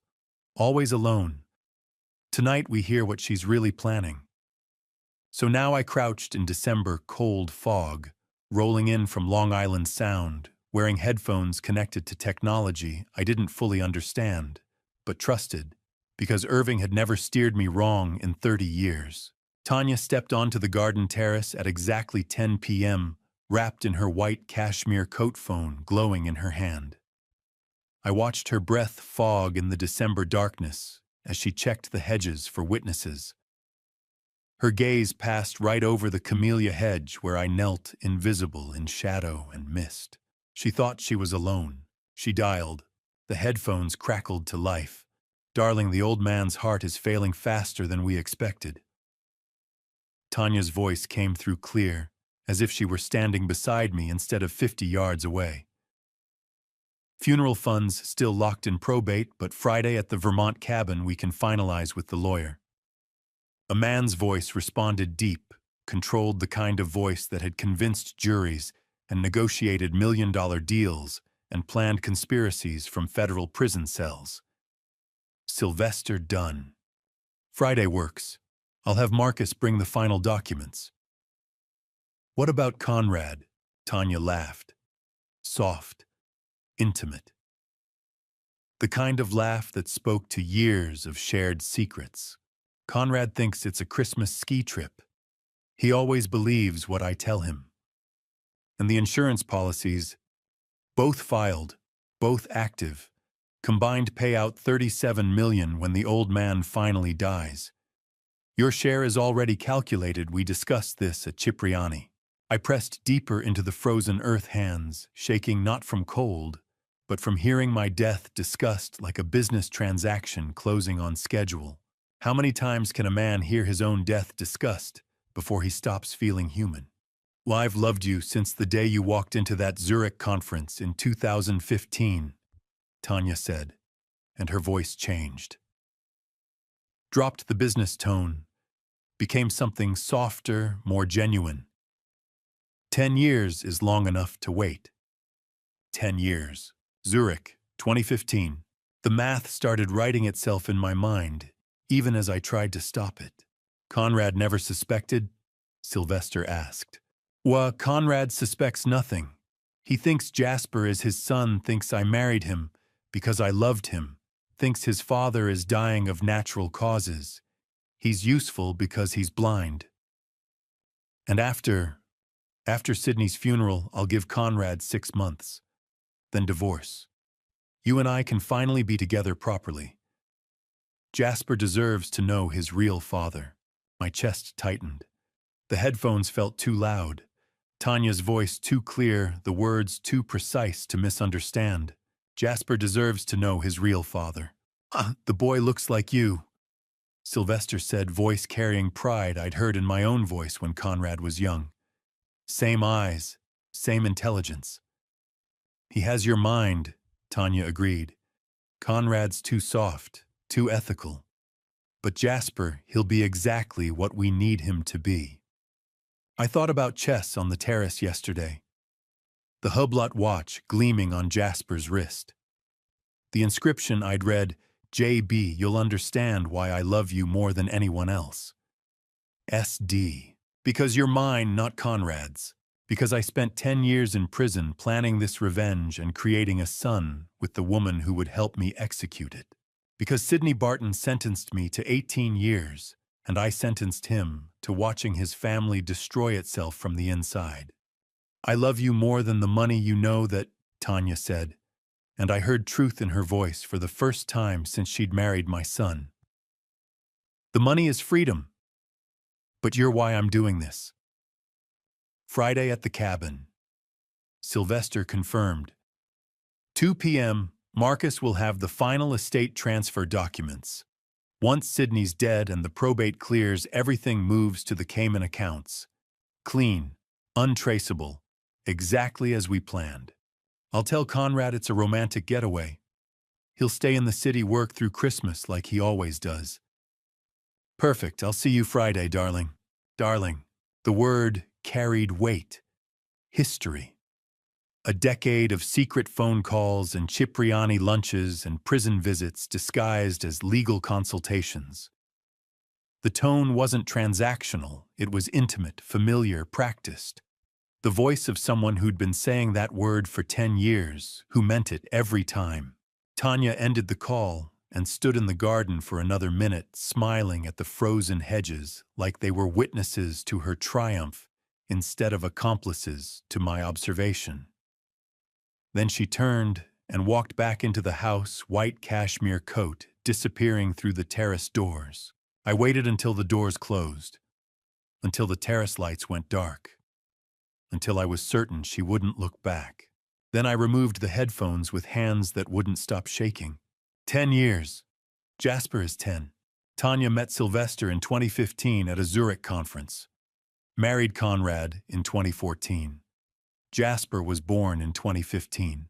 The affair started the year Jasper was conceived. Maybe the affair created Jasper. Maybe that was part of Sylvester's plan from the beginning: infiltrate my family, not just through Conrad's greed, but through a child who would carry Sylvester's blood and my name and grow up calling me Grandpa, while his real father orchestrated my murder from prison and then parole. I crawled backward through the frozen camellia hedge headphones, dangling from my neck, and the math wrote itself in the fog. Tanya met Sylvester in 2015, married Conrad in 2014, and Jasper was born in 2015. My grandson was never Conrad's son. He was the product of a decade-long affair I only discovered tonight. Ellis Kelly's encrypted email from this morning suddenly made terrible sense. Irving Cruz spreads 47 photographs of Tanya visiting Sylvester Dunn in Attica Correctional Facility across my study table, each one stamped with a date between 2013 and 2022. The Christmas Eve morning light catches on the glossy surfaces, turning my wife's face into a gallery of careful smiles and practiced devotion. Every second Thursday, Irving says, tapping the earliest image, June 2013, 3 months after Sylvester's conviction. Never missed one until August 2022 when the visits stopped. I study the progression. In the first photographs, Tanya looks younger, her hair darker, her expression hungry. By 2015, she's gained weight, pregnancy weight, I realize now. By 2020, she looks comfortable. Entitled. The timeline. Irving continues unrolling a massive flowchart across the photographs. Red lines connect dates like arterial branches. Starts with Sylvester Dunn's RICO conviction, March 2012. 48 months for racketeering money, laundering, wire fraud. His finger traces the first branch. June 2013, Tanya begins visiting Attica. July 2014, she marries Conrad Barton, your son, in a ceremony you paid for. 6 weeks later, August 2014, conjugal visit with Sylvester Dunn, documented here. He slides a prison log toward me. The entry is clinical visitor T. Kellerman, approved, family duration 3 hours. Supervisor notation, extended visit approved. Kellerman was her maiden name, I say. And still is legally. She never changed it. Check your son's marriage certificate. She signed as Tanya Kellerman, filed the certificate as Tanya Kellerman, kept her bank accounts as Tanya Kellerman. She married Conrad for the legitimacy, not the name. The red line continues. May 2015, Jasper Barton born. Full-term healthy, 8 pounds 6 ounces. Exactly 9 months after that August conjugal visit. I've suspected this since yesterday, since the Hublot watch with Sylvester's inscription. But seeing the dates mapped out, the calculated precision of it makes my hands shake. Irving opens a manila folder marked Forensic Genealogy Confidential. I had Zenobia pull Jasper's school medical records. Blood type AB negative. Rare, less than 1% of the population. Conrad is O positive. You're O positive. Tanya is A positive. Genetically impossible for Conrad to be Jasper's father. He slides another document across. Sylvester Dunn's prison medical intake from 2012. A B negative. The morning feels thick, airless. My grandson, the boy who calls me Grandpa, who sits at my breakfast table, who will inherit everything I've built, carries another man's blood. My son raised him for 10 years, believing, never questioning. The flowchart sprawls across my entire desk, now a conspiracy mapped in red ink and annotated dates. Irving's built something prosecutors would kill for a visual narrative of systematic fraud spanning 12 years. November 2023. He continues pointing to a cluster of dates. First mortgage forgery $1.2 million against the Westport house. Filed the Monday after Thanksgiving. Conrad's insurance policy follows December 2023 $22 million term life through Dr. Gomez's Shell Medical Group. Pattern repeats. Thanksgiving 2024 second mortgage forgery $1.4 million against the Boston property. Thanksgiving 2025 third forgery $1.6 million against this estate. To Tanya's secret policy, I say, the $15 million. Filed November 2025 week after Thanksgiving. Same shell company, same forged medical records. The holidays give her cover, you're distracted, traveling, hosting. She knows your patterns. He taps the final branch, the one that ends 2 weeks ago. December 10th, 2025. Conrad poisons your nightcap at 10:14 p.m. December 10th, 2025. Tanya poisons the same bottle at 10:37 p.m. 23 minutes later. Independent actions, synchronized timing. They weren't working together. They were competing.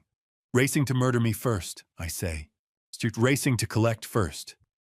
Conrad's policy pays out in 30 days. Tanya's has a 6-month contestability clause. Whoever kills you first controls the estate during probate, positions themselves to claim everything. The conspiracy isn't unified. It's fractured 2 separate plots colliding in my brandy glass. The revelation should comfort me. Divided enemies are weaker, but it doesn't. It means they both wanted me dead enough to act alone. Irving sets down his pen, reaches into his briefcase, pulls out a red accordion file, the kind lawyers use for sensitive documents. The label reads, Marlene Travers, sealed 2011 in typed block letters. And before we go further, he says quietly, you need to understand who Vivian really is, why she came to this house, why she's the only person in 10 years who tried to save your life instead of end it. My breathing slows.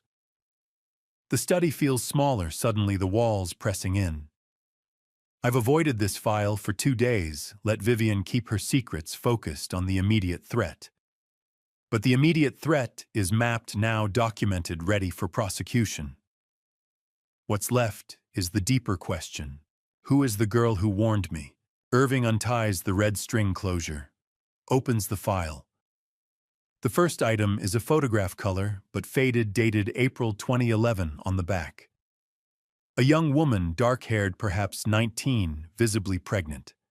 She's standing in front of a hospital, one hand on her swollen belly, the other shielding her eyes from the sun.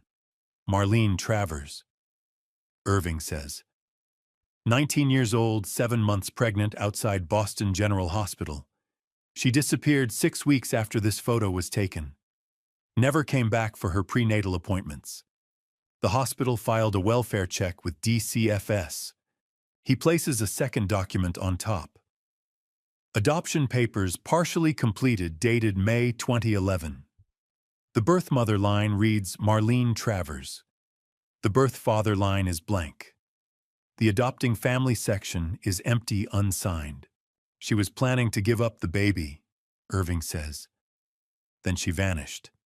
He looks at me, his expression careful. The baby she was carrying. He pauses. Places one final photograph on the desk. Marlene Travers, younger, maybe 17, standing beside a man in his 40s. His arm is around her shoulders. He's smiling. I recognize him immediately, even though he's 30 years younger in this picture. I'm looking at myself. Irving flips the photograph face up. Marlene Travers stands outside Philadelphia Family Court in August 2011. Her hand clutching a manila folder stamped Adoption Private Placement. Beside her arm, linked through Marlene's elbow, stands Denise Yates. 14 years younger, but unmistakably my housekeeper. Your housekeeper has known since the beginning, Irving says quietly. Marlene arranged the private adoption through Denise 6 months after Vivian's birth. February 2011. Vivian born. August 2011, this photograph. Marlene feared exposure would destroy both your careers, so she gave Denise custody while taking a position where she could watch the child grow. I stare at Denise's face in the photograph. She looks protective, almost maternal. The adoption papers were never filed. Marlene died before the filing deadline. Denise became Vivian's legal guardian by default. No courts, no records, no trail. She's been lying to you for 14 years, but she was honoring a dying woman's wish. Marlene wanted the baby close enough to watch, but far enough to protect. The coffee tastes like ash. Every conversation with Denise, every time she served breakfast, while Vivian cleared plates every moment, my housekeeper watched me interact with my biological daughter without saying a word. It was theater. Careful, compassionate theater. Denise gave Marlene that I say. Irving nods. She gave you both that. You got to know your daughter without the scandal. Marlene got to see her child raised in the house she loved. Vivienne got stability. He slides a second folder across the desk. This one is stamped FBI Declassified 2024 in red block letters. Inside are autopsy photographs I've never seen, despite attending Marlene's memorial service 13 years ago. April 23, 2012. Boston Federal Courthouse. The official report said suicide. Marlene jumped from the 8th floor atrium during a recess. I believed it. Everyone believed it. Federal judges don't get murdered in broad daylight inside their own courthouse. She didn't jump, Irving says. Someone gave her a compound that stopped her heart mid-stride. The fall came after. Cardiac toxin undetectable in 2012, identifiable now with updated forensic chemistry. The compound matches Sylvester Dunn's pharmaceutical expertise. He had access through his securities fraud operation, which involved kickbacks from 3 offshore pharmaceutical suppliers. The photographs show tissue samples, chemical markers, time-stamped analysis. Professional hit disguised as tragedy. Why seal it, I ask, though I already know. FBI sealed it because investigating meant exposing your affair. A sitting federal judge's mistress dies violently inside a federal building. The ethics scandal would have reached the Supreme Court. They chose institutional reputation over justice. How many people have I killed by refusing to bend? The question sits in my throat like a stone. I sentenced Sylvester Dunn to maximum prison time in March 2012. 1 month later, Marlene died. I never connected them. Never imagined my courtroom could reach into my personal life with that kind of precision. Irving watches me process it. The file stayed sealed for 12 years. Sylvester's parole triggered automatic FBI review in 2024. That's when the new toxicology came back. That's when they realized it was murder. But they still didn't investigate. Statute of limitations expired. No living witnesses willing to testify. And you'd retired, no institutional risk anymore.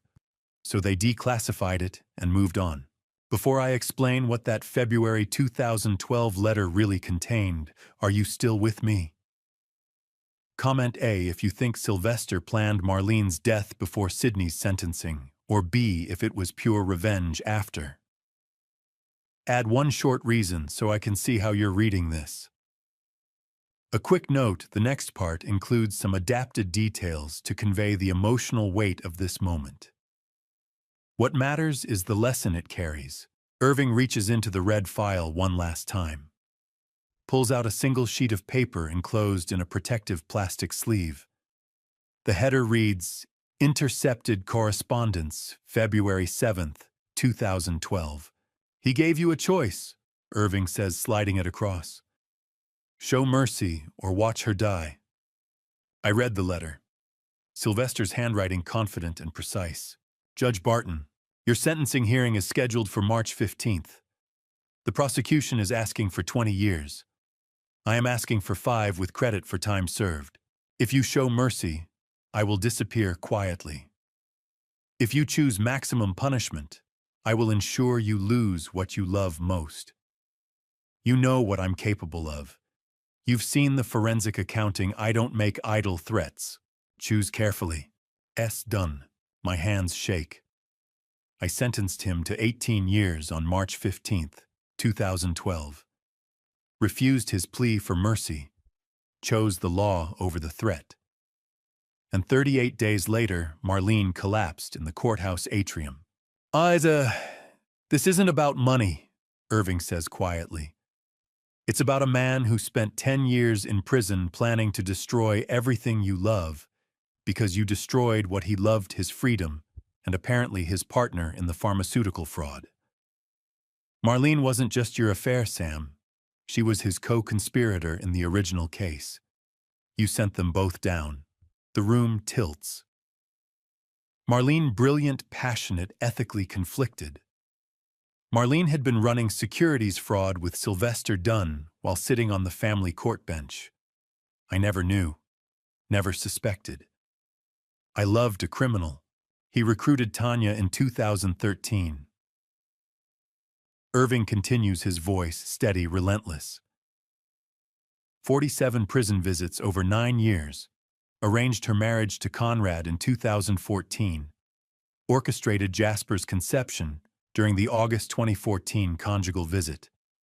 Planned the insurance policies, the mortgage forgeries, the poisoning, all of it. 14 years of systematic revenge because you chose justice over the woman you both loved. February 7th, 2012. April 23rd, 2012. 75 days. I stare at the blackmail letter, at the autopsy photos, at the photograph of Marlene holding adoption papers outside the courthouse where she would die 6 months later. I refused mercy to protect justice, unknowingly signed her death warrant, and now 14 years later, he's returned from prison to kill everyone I love, including the 15-year-old daughter I never dared acknowledge. The conspiracy isn't about money. It's about making me watch my family die the way I made him watch his freedom die. Irving closes the red file, looks at me with something close to pity. There's one more thing, he says quietly. Wanda knows. Dr. Wendell Gomez arrives at Sterling Manor on Christmas morning with his medical bag and a smile so practiced, I almost believe he cares whether I live or die. 52 years old, trim and silver-haired, he's been the Barton family's concierge cardiologist for 8 years. He built his reputation treating Connecticut's wealthiest families with house calls and discretion. Now I know he also built it on insurance fraud and murder for hire. Judge Barton, he says warmly, setting his bag on the clinic examination table. Tanya called this morning worried about your heart rhythm. Let's take a look. Tanya hovers near the doorway, her expression perfectly calibrated between concern and devotion. The woman who poisoned my brandy 2 weeks ago now plays the attentive daughter-in-law on Christmas morning. Wendell conducts the examination with professional efficiency. Blood pressure cuff, stethoscope, portable EKG. He frowns at the readout, tapping the screen twice. Your EKG shows some irregularity, he says, pulling a prescription pad from his jacket. I'm prescribing Coreg. Think of it as a vitamin for the heart. Strengthens the muscle, regulates rhythm. 50 milligrams twice daily with meals. He tears off the prescription, hands it to Tanya instead of me. She accepts it with a grateful smile. Thank you for coming on Christmas, Dr. Gomez. We're so fortunate to have you. Tanya called me this morning worried about you, Wendell says, snapping his bag shut. She's very attentive to your health. I watch them perform their theater, the concerned wife, the trusted physician, the fragile patriarch. When Wendell leaves, I wait exactly 10 minutes. Then I take the prescription Tanya left on the kitchen counter and search the medical database Irving gave me access to. Coreg is the brand name for carvedilol, a beta blocker used to treat heart failure. Standard dose 5 to 10 milligrams twice daily, titrated slowly over weeks.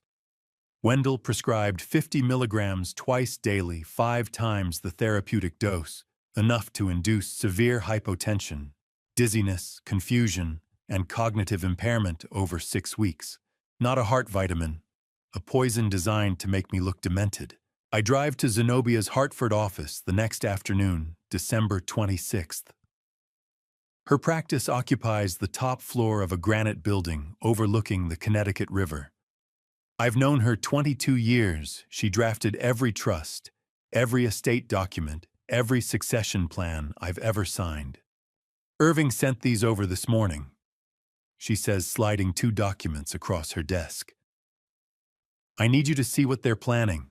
The first document is a pre-signed diagnosis letter on Dr. Wendell Gomez's letterhead, dated February 12, 2026, 6 weeks from now. The letter declares me cognitively impaired, displaying symptoms consistent with early-onset dementia, and recommends immediate family intervention for medical decision-making authority. The second document is a Greenwich probate court petition filed by Conrad Barton, dated February 18, 2026. It requests an emergency incapacity hearing with a 60-day review period. These documents are dated 6 weeks from now, Sydney Zenobia says quietly. They've already planned your incompetence hearing. I read the petition. Conrad requests appointment as temporary conservator during the review period, with authority over all financial and medical decisions. The petition cites my erratic behavior, memory loss, and Dr. Gomez's professional medical opinion. February 12th? February 18th? 60 days. They've scheduled my erasure like a dental appointment. Luntitams. The timeline is surgical. Zenobia continues. Poison you through January, causing cognitive symptoms. Diagnose dementia mid-February. Strip your legal capacity by April. Once the probate court declares you incapacitated, every decision you've made in the past year can be challenged, including any will changes. So I can't simply disinherit them. Not if they get you declared incompetent first. They'll argue you lacked capacity when you made the changes. The court will revert to your previous will, the one where Conrad inherits everything. I stare at the pre-signed diagnosis, at Wendell's forged signature, at the careful choreography of my legal death. They don't need me physically dead anymore. They just need me cognitively erased. What can I do? Beat them to it, Zenobia says. Execute an emergency amendment today. Restructure the estate into an irrevocable trust. They can't touch irrevocable instruments, even if they strip your capacity. I return to her office the next morning, December 27th. Zenobia has prepared a complete estate restructure, the entire $185 million transferred into a 7-year irrevocable trust, with independent trustees, staggered distributions, and beneficiary protections. One provision stops me cold. Vivian Marlene Barton, biological daughter, sealed birth certificate on file. 35% distribution, $65 million. Zenobia watches me read it. This trust structure protects Vivian even if they strip your capacity. They can't touch irrevocable instruments. $65 million cannot buy back 14 years of silence, but it can buy her future when I am gone. I sign the amendment. Zenobia witnesses, notarizes, files the original with the probate court. The moment my signature dries, the trust becomes untouchable. Conrad can petition for conservatorship all he wants. The estate is already locked. Sydney, Zenobia says, carefully capping her pen. Do you want to tell Vivian who she really is? Or do you want her to find out from a probate filing? The question hangs between us like smoke. For 14 years, I've watched her grow from a distance, loved her, silently protected her by staying silent. Marlene wanted distance to protect both our careers. But Marlene is dead, my career is over.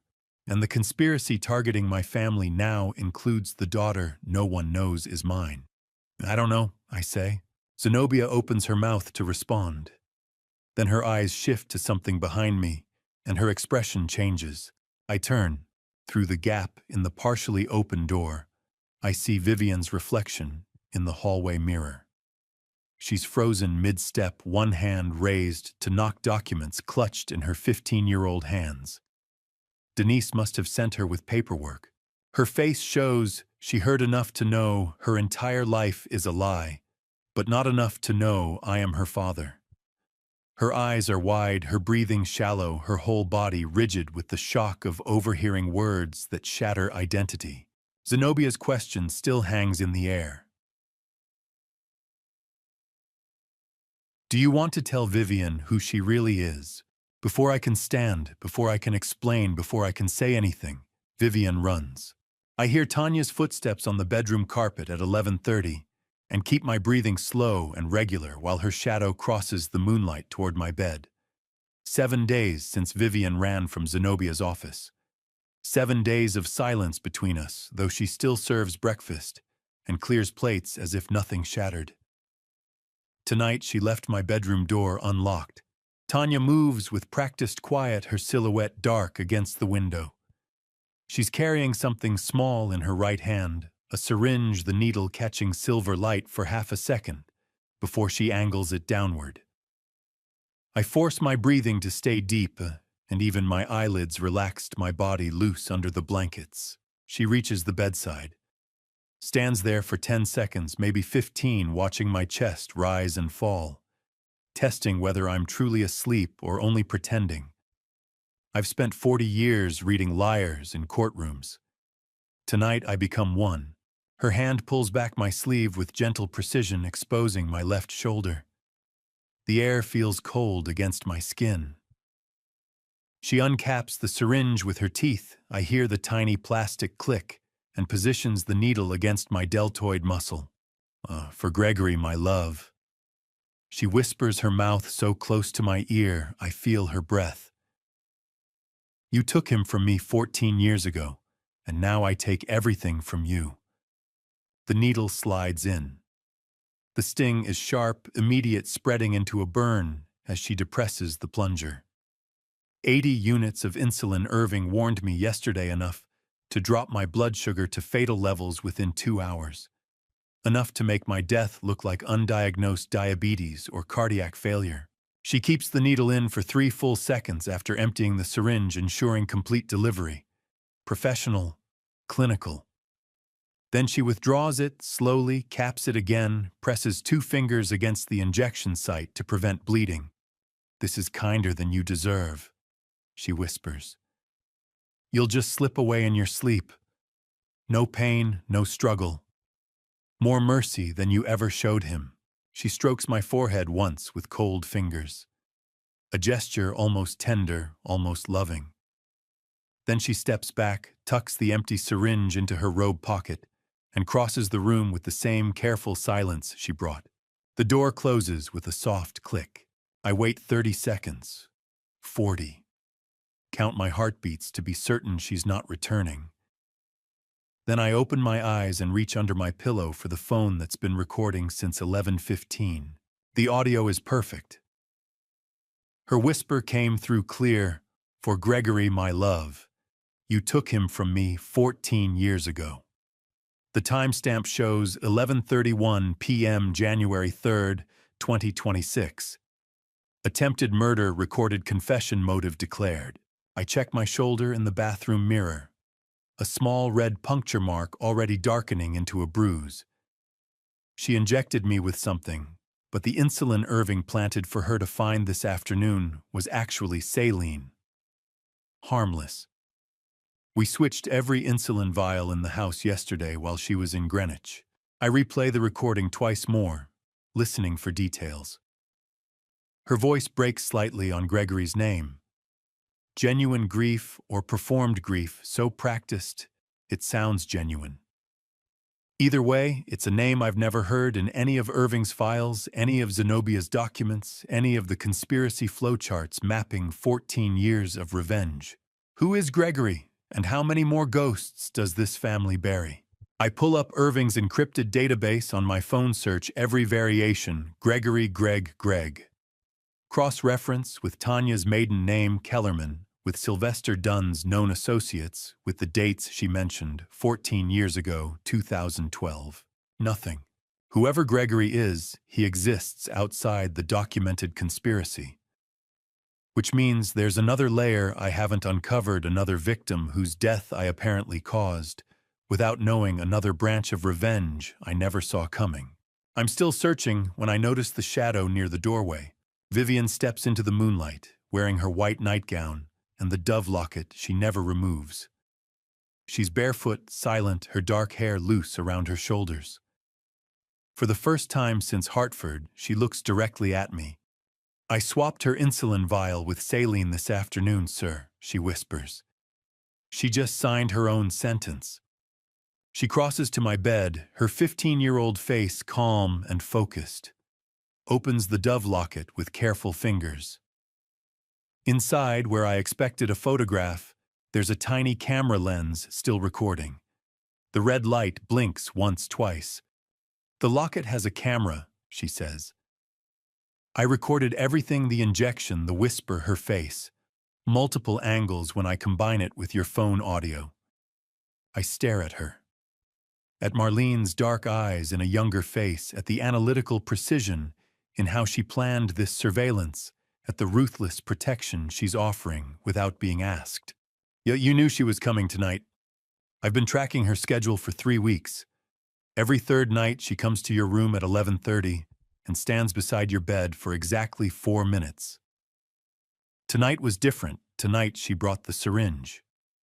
She closes the locket, the camera lens disappearing. Her hand doesn't shake. Her voice doesn't waver. She's reporting facts the way I used to summarize evidence from the bench, clinical, thorough, emotionally controlled. "I know you're my father," she says quietly. "I've known since I heard that lawyer in Hartford. Vivian Marlene Barton," she said. "Biological daughter. Sealed birth certificate. She has Marlene's eyes and my ruthless precision. The daughter I never raised just became my greatest ally. Vivienne." "You don't have to explain," she interrupts. "My mother wanted distance to protect you both. Denise told me everything after I ran from Hartford. About the affair, the pregnancy, the private adoption that was never filed. About how my mother died in a courthouse 8 months after I was born." She reaches into her nightgown pocket and pulls out a small flash drive, places it on my nightstand beside the phone. "Staktisar Thuna, there are 23 other recordings on here," she whispers. "I've been documenting everything since December 16th, the night I first tried to warn you about the nightcap. Conversations, phone calls, meetings. Everything they thought happened in private." Her face shows the weight of 3 weeks, carrying evidence that could destroy my entire family. 3 weeks of a 15-year-old girl playing invisible while recording conspirators who never imagined the maid's daughter might be the judge's child. "Who is Gregory?" I ask. She looks at me with Marlene's eyes and my judicial stillness. "Your first mistake," she says. Tanya's voice cuts through the bedroom darkness at 12:15. "Conrad, it's done your father's unconscious call. Wendell, now, we need the death certificate ready by morning." She stands in the doorway, silhouette black, against the hall light, phone pressed to her ear. "Vivian slipped out through the bathroom 10 minutes ago after showing me the flash drive. I've been lying motionless since then, breathing shallow and slow, waiting for Tanya to return and check her work." Conrad's voice comes through the speaker, thin and panicked. "Are you certain? What if someone checks? Show I gave him 80 units. Tanya interrupts, her tone cold and factual. "His blood sugar is crashing right now. Call Wendell, tell him to bring the emergency kit and the paperwork. We need this documented as hypoglycemic shock leading to cardiac arrest." "But Dad's not diabetic. Won't that seem undiagnosed adult onset diabetes, Conrad?" Wendell will note the symptoms in his records going back 6 months. The fatigue, the weight loss, the confusion. It's already in the file. This is what we've worked 3 years for. I keep my breathing steady, my eyelids still, every muscle deliberately slack. 3 years. Not 14 like Sylvester's revenge timeline, but 3 years since Conrad and Tanya began their own parallel plot. 2 conspiracies running simultaneously, neither knowing about the other until my brandy bottle became their battlefield. What about Wanda? Conrad asks. Your mother is in Greenwich with her attorney. She won't be back until noon. By then your father will be in the morgue and the death certificate will be filed. Insulin metabolizes completely by morning. It's just another heart failure. She ends the call. Stands there for another 30 seconds, watching my chest rise and fall. Testing. Waiting for any sign I'm conscious, any flutter of eyelids or change in breathing pattern. But I've had 40 years of courtroom discipline, 40 years of controlling my reactions, while hearing testimony designed to provoke. Finally, she leaves. Her footsteps fade down the hallway toward the guest wing where she's been sleeping since Christmas. I wait. Count to 100. Vivian's camera locket recorded the injection, my phone recorded the whisper, and now I have Tanya's phone call admitting premeditation and instructing Conrad to falsify medical records. 3 separate recordings, 3 separate felonies, all committed in the last hour. The house stays quiet until 2 a.m. Then I hear the front door open, hear Wendell's voice in the foyer speaking with Tanya and Conrad. Footsteps on the stairs. 3 sets, Wendell's dress shoes, Conrad's sneakers, Tanya's slippers. My bedroom door opens. Wendell enters, first medical bag in hand, his face visibly nervous even in the low light. Conrad and Tanya hover in the doorway as Wendell approaches the bed. Judge Barton, Wendell says softly, professionally. No response expected. He's here to confirm death, not prevent it. He pulls back the blanket, checks my carotid pulse with 2 fingers. I feel his hand shake slightly against my neck. He holds the position for 15 seconds, then reaches for his stethoscope. The cold metal touches my chest. He listens, frowns, repositions the stethoscope, listens again. So his pulse it's completely normal, Wendell says slowly. This doesn't make sense. Tanya steps closer. What do you mean normal? I gave him 80 units 2 hours ago. Wendell wraps a blood pressure cuff around my arm, inflates it, watches the gauge. His breathing quickens. 120/75. Perfect pressure. No hypoglycemic symptoms, no tachycardia, no sweating. He pulls back my sleeve, examines the injection site on my shoulder. The small bruise is clearly visible. The injection site shows puncture but no insulin reaction, Wendell whispers. What did you actually give him, Tanya? Normal pulse, normal pressure. The insulin was saline. The trap just closed. I gave him exactly what you provided, Tanya hisses. The vial from the medical kit you left here last week. Wendell's face drains of color. He understands before she does. Someone switched the vials, someone knew the plan, someone has been watching this entire conspiracy unfold and methodically dismantling it. He backs toward the door, medical bag clutched to his chest. I need to leave. You need to finish this, Conrad says, blocking his path. We're in this together, Wendell. You signed the insurance forms, you prescribed the Carvedilol, you... Let me go, Wendell pleads. Please, just let me go. He shoves past Conrad and runs. Down the hallway, down the stairs, through the foyer. I hear the front door bang open, hear his dress shoes slapping against the stone driveway. Then I hear Irving's voice, calm and authoritative. Going somewhere, doctor. Wendell stops. I can't see the front gate from my bedroom, but I can imagine the scene perfectly. Irving Cruz and Ellis Kelly, standing shoulder to shoulder, blocking the driveway, exit, arms crossed, faces impassive. Wendell's voice breaks. "I can't do this. I can't commit murder," Ellis asks. "Or can't face the consequences.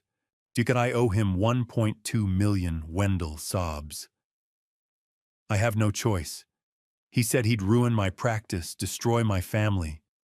6 years of gambling debts, 6 years of losing at poker games I didn't know were rigged until I owed more than I could ever repay. $1 million debt becomes a life sentence when you choose poison over bankruptcy. You do have a choice, Doctor," Irving says quietly. "You just chose wrong." Ellis's voice shifts into formal cadence. "FBI Special Agent Ellis Kelly, Dr. Wendell Gomez, you have the right to remain silent. Anything you say can and will be used against you in a court of law. You have the right to an attorney." Wendell's sobbing gets louder, then fades as Ellis leads him toward an unmarked sedan parked beyond the gate. In my bedroom doorway, Tanya and Conrad stand frozen. They heard everything: Wendell's confession, Ellis's FBI credentials, the handcuffs clicking shut. The conspiracy they built for 3 years collapsed in 3 hours. I open my eyes, sit up slowly, deliberately, swing my legs over the side of the bed. Tanya's face drains of all color when she realizes the insulin didn't work, and I've been conscious this entire time. Conrad takes one step backward. "Dad, watch," I say. Ellis Kelly opens a battered military briefcase on my study desk at 3 a.m., and inside are 6 audio cassettes labeled Cipriani Restaurant December 2025 to February 2026, alongside 8 photographs of Tanya meeting Sylvester Dunn on Park Avenue. Conrad and Tanya are locked in separate guest rooms with Irving standing guard. The house smells like cold coffee and adrenaline. Ellis spreads the briefcase contents across my desk with careful precision, the movements of someone who's been waiting years to reveal evidence. 6 recordings from the Cipriani meetings, he says, tapping the cassettes. "December through February, every conversation between your daughter-in-law and Sylvester Dunn. I was there for all of them, disguised as their server." The photographs show Tanya and Sylvester on Park Avenue outside the restaurant. December dates, January dates, February dates. In the final photograph, Tanya is kissing him. Ellis pulls out a sealed envelope marked DNA Analysis Confidential. Hair sample from Jasper collected last week from his hairbrush. Matches Sylvester Dunn's prison medical records. Proves biological paternity. I stare at my driver, the man who's taken me to court to Hartford, to Marlene's grave every April for 11 years. The man who carried my briefcase, opened car doors, waited in parking lots, while I attended depositions and estate meetings. "Sir, I've waited 11 years for this moment," Ellis says quietly. "I'm Irving's cousin. I was planted as your driver to protect the girl." The room tilts slightly. "Vivienne." The Bureau knew Marlene Travers was murdered in 2012. The sealed FBI file from Task 4.3 that wasn't declassified by accident. "We've been watching Sylvester Dunn since his parole in 2022, building a RICO case. When Irving told me you'd finally hired him 3 weeks ago, I knew it was time to move." Irving steps into the study, closes the door behind him. "Ellis contacted me December 1st. We've been coordinating everything since then: the toxicology, the financial forensics, Zenobia's trust restructure. Every piece designed to protect you and document the conspiracy simultaneously. Every trip to Hartford, every medical appointment, every family dinner." Ellis continues. "I was documenting the conspiracy building around you. The FBI couldn't intervene without exposing the Marlene Travers investigation, but we could position assets to protect Vivienne when the conspiracy finally moved from planning to action. For 11 years, a stranger drove me to court, to dinners, to Marlene's grave, and all that time he was the only family member actually protecting me.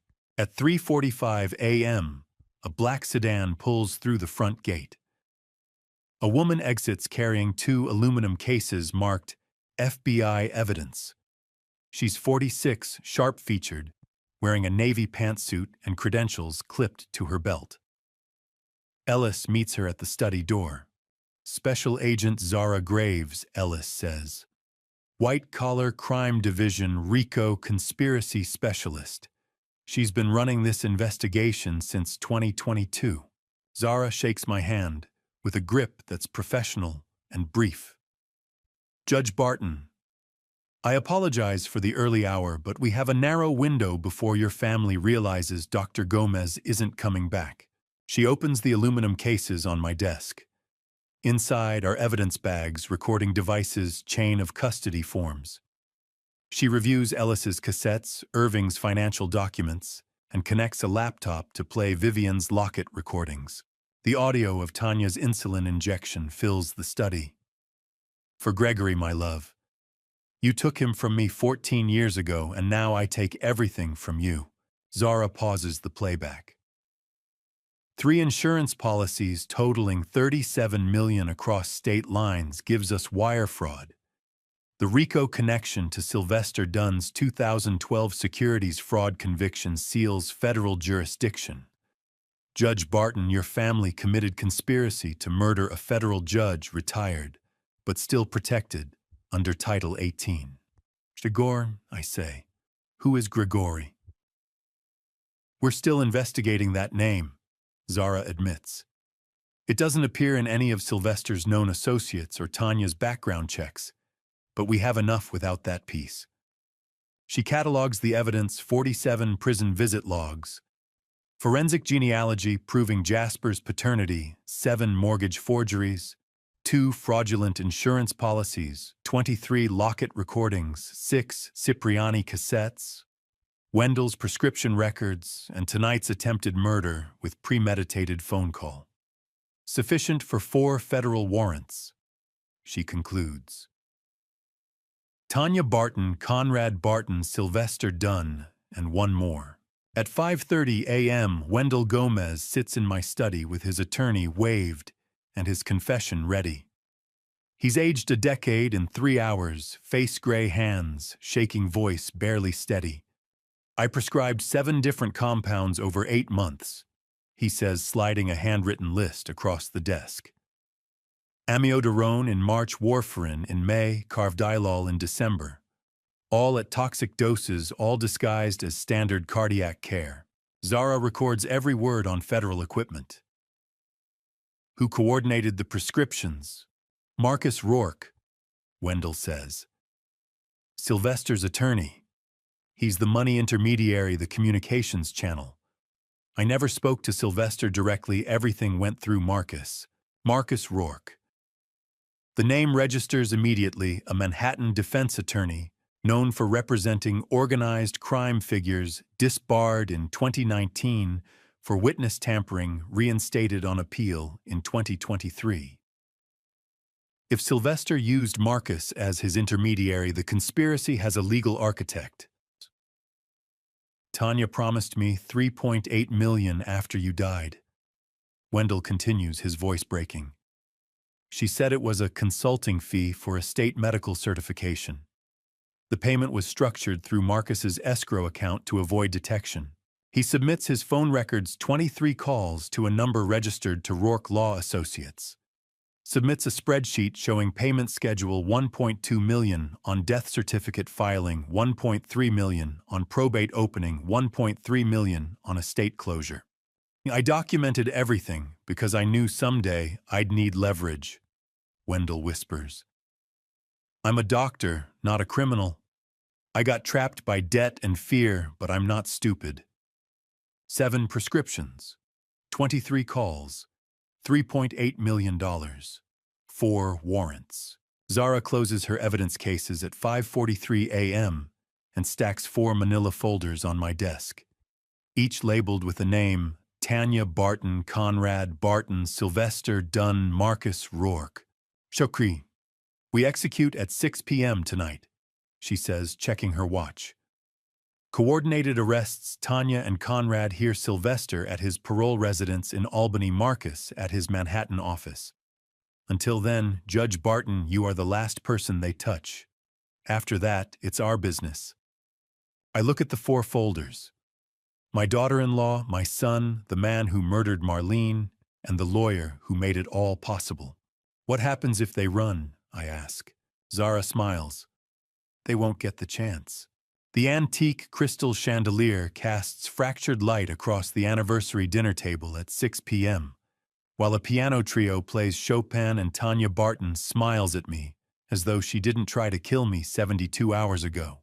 50 years of marriage deserves a proper celebration, or so the invitation claimed. 14 guests assembled in the library, family conspirators, allies, and federal agents disguised as estate consultants. The mahogany table stretches 20 feet, set with porcelain and Irish linen. Conrad sits to my left, face tense. Tanya beside him in navy silk, her hand on his arm with performative affection. Dalton occupies the far end with Wanda, my second son, maintaining careful distance. Jasper sits between Denise and Vivian, 10 years old, and bewildered. Sylvester Dunn sits across from me, introduced as my financial advisor. 62, silver-haired, his face, showing the decade in federal prison. He meets my eyes once. Briefly, he thinks this dinner is my capitulation. Zara Graves sits beside Zenobia in charcoal gray, FBI credentials hidden beneath her blazer. Irving positions near the door, expression neutral. The piano trio performs Chopin's Nocturne near the window. This is the trap. Agent Graves orchestrated this anniversary dinner to gather all 4 conspirators in one location, while federal arrest warrants wait and tactical teams position throughout the estate. Servers present 7 courses over 90 minutes. Oysters, butternut squash, bisque duck, confit roasted lamb, winter greens, cheese, chocolate soufflé. Tanya compliments each dish, her performance flawless. "Why, you look remarkably well, Father Barton," she says during the cheese course. "Better than you have in months." "Clean living," I reply and watch her smile falter. Sylvester and Tanya exchange glances across the table, communications, Ellis photographs, with a camera hidden in the serving cart. Conrad drinks too much wine. Dalton checks his watch 3 times. Wanda presides with practiced grace, oblivious that her marriage ends tonight. After dessert, I stand, tap my wine glass with a silver spoon. 50 years of marriage deserves more than dinner, I say. Zenobia has prepared a final estate document I'd like to share. Zenobia opens a sealed envelope. I activate a remote and an LCD screen descends from the ceiling. The first image appears, timestamp, January 3rd, 2026, 11:31 p.m. Vivian's locket footage. Tanya approaching my bed in darkness, syringe in hand. The needle entering my shoulder. Her mouth close to my ear. "For Gregory, my love. You took him from me 14 years ago, and now I take everything from you." Tanya stands abruptly, chair scraping. "He's still alive. You said the insulin would—" Conrad grabs her wrist. "What insulin?" The screen shifts. Audio recording, Cipriani Restaurant, December 18th, 2025. Tanya's voice and Sylvester's discussing timeline, dosages, insurance policies. Their laughter when Sylvester mentions Conrad's stupidity. How does a family celebrate 50 years of marriage while watching a murder confession on screen? Conrad's face drains. "You were sleeping with him all these years." "All these years," Sylvester confirms coldly. "Your wife has better taste than you realized." The screen shows Dr. Wendell's videotaped confession. 7 prescriptions, toxic doses, payment schedule $3.8 million through Marcus Rourke's escrow. Wendell's face fills the screen. "I prescribed amiodarone in March, warfarin in May, carvedilol in December at 5 times the standard dose." Tanya lunges toward the screen. Irving blocks her path. "Sit down, Mrs. Barton," Irving says quietly. Sylvester leans back, studying me with something close to respect. You chose justice over mercy 14 years ago, Judge Barton. I chose revenge. We both got what we wanted. Who is Gregory? I ask. Tanya's face twists. You don't even remember his name. You destroyed him, and you don't even... Zara Graves stands. Opens her blazer, revealing FBI credentials, gold badge gleaming. Federal Bureau of Investigation, she says. Nobody move. The library's adjacent door opens.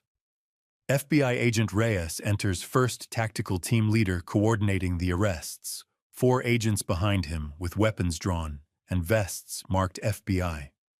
They spread across the room, blocking exits. Sylvester Dunn, you are under arrest for conspiracy to commit murder of a federal official, RICO violations, and wire fraud.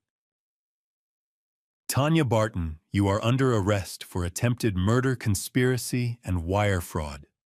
Conrad Barton, you are under arrest for conspiracy to commit murder and insurance fraud.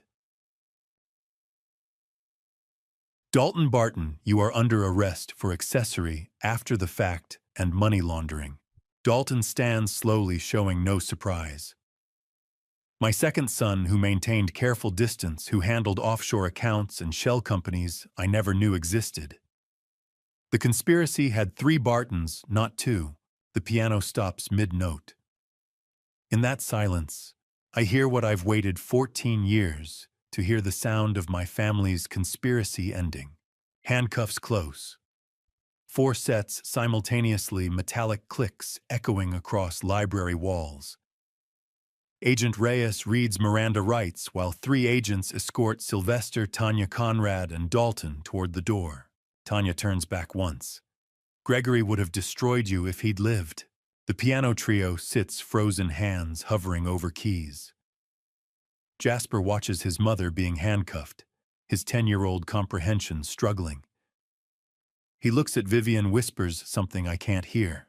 Vivian leans close, and I see her face change. She looks at me across the table, expression asking permission. What did he say? I ask. He asked if Grandpa Sidney is really his grandfather, Vivian says quietly.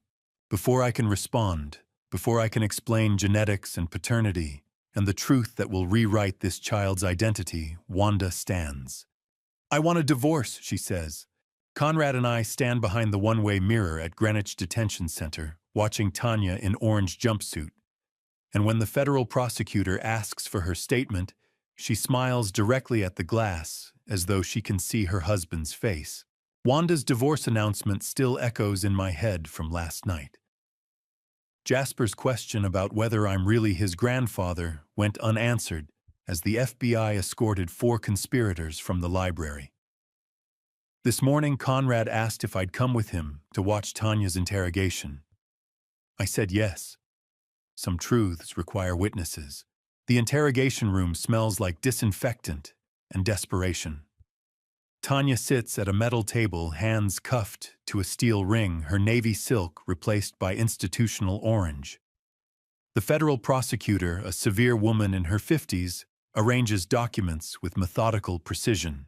"Oh, Mrs. Barton," the prosecutor begins, "your husband Conrad raised Jasper as his biological son for 10 years.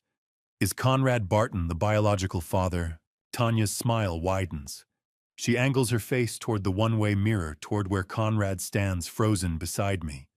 "No," she says clearly, voice carrying through the speaker. Jasper isn't Conrad's son. He's Gregory's.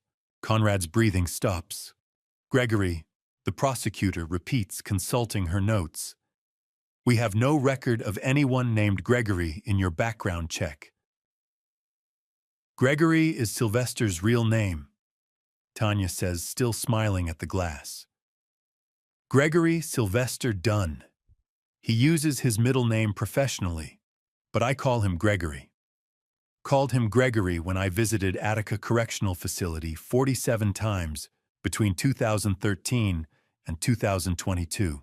Called him Gregory during our conjugal visit in August 2014, 6 weeks after I married Conrad. The room tilts. August 2014. The timeline Irving mapped with red lines connecting dates: Tanya married Conrad in July 2014, conjugal visit in August 2014, Jasper born May 2015, exactly 9 months later. The forensic genealogy we've had for weeks suddenly gains a name: Gregory. The name Tanya whispered when she injected insulin into my shoulder.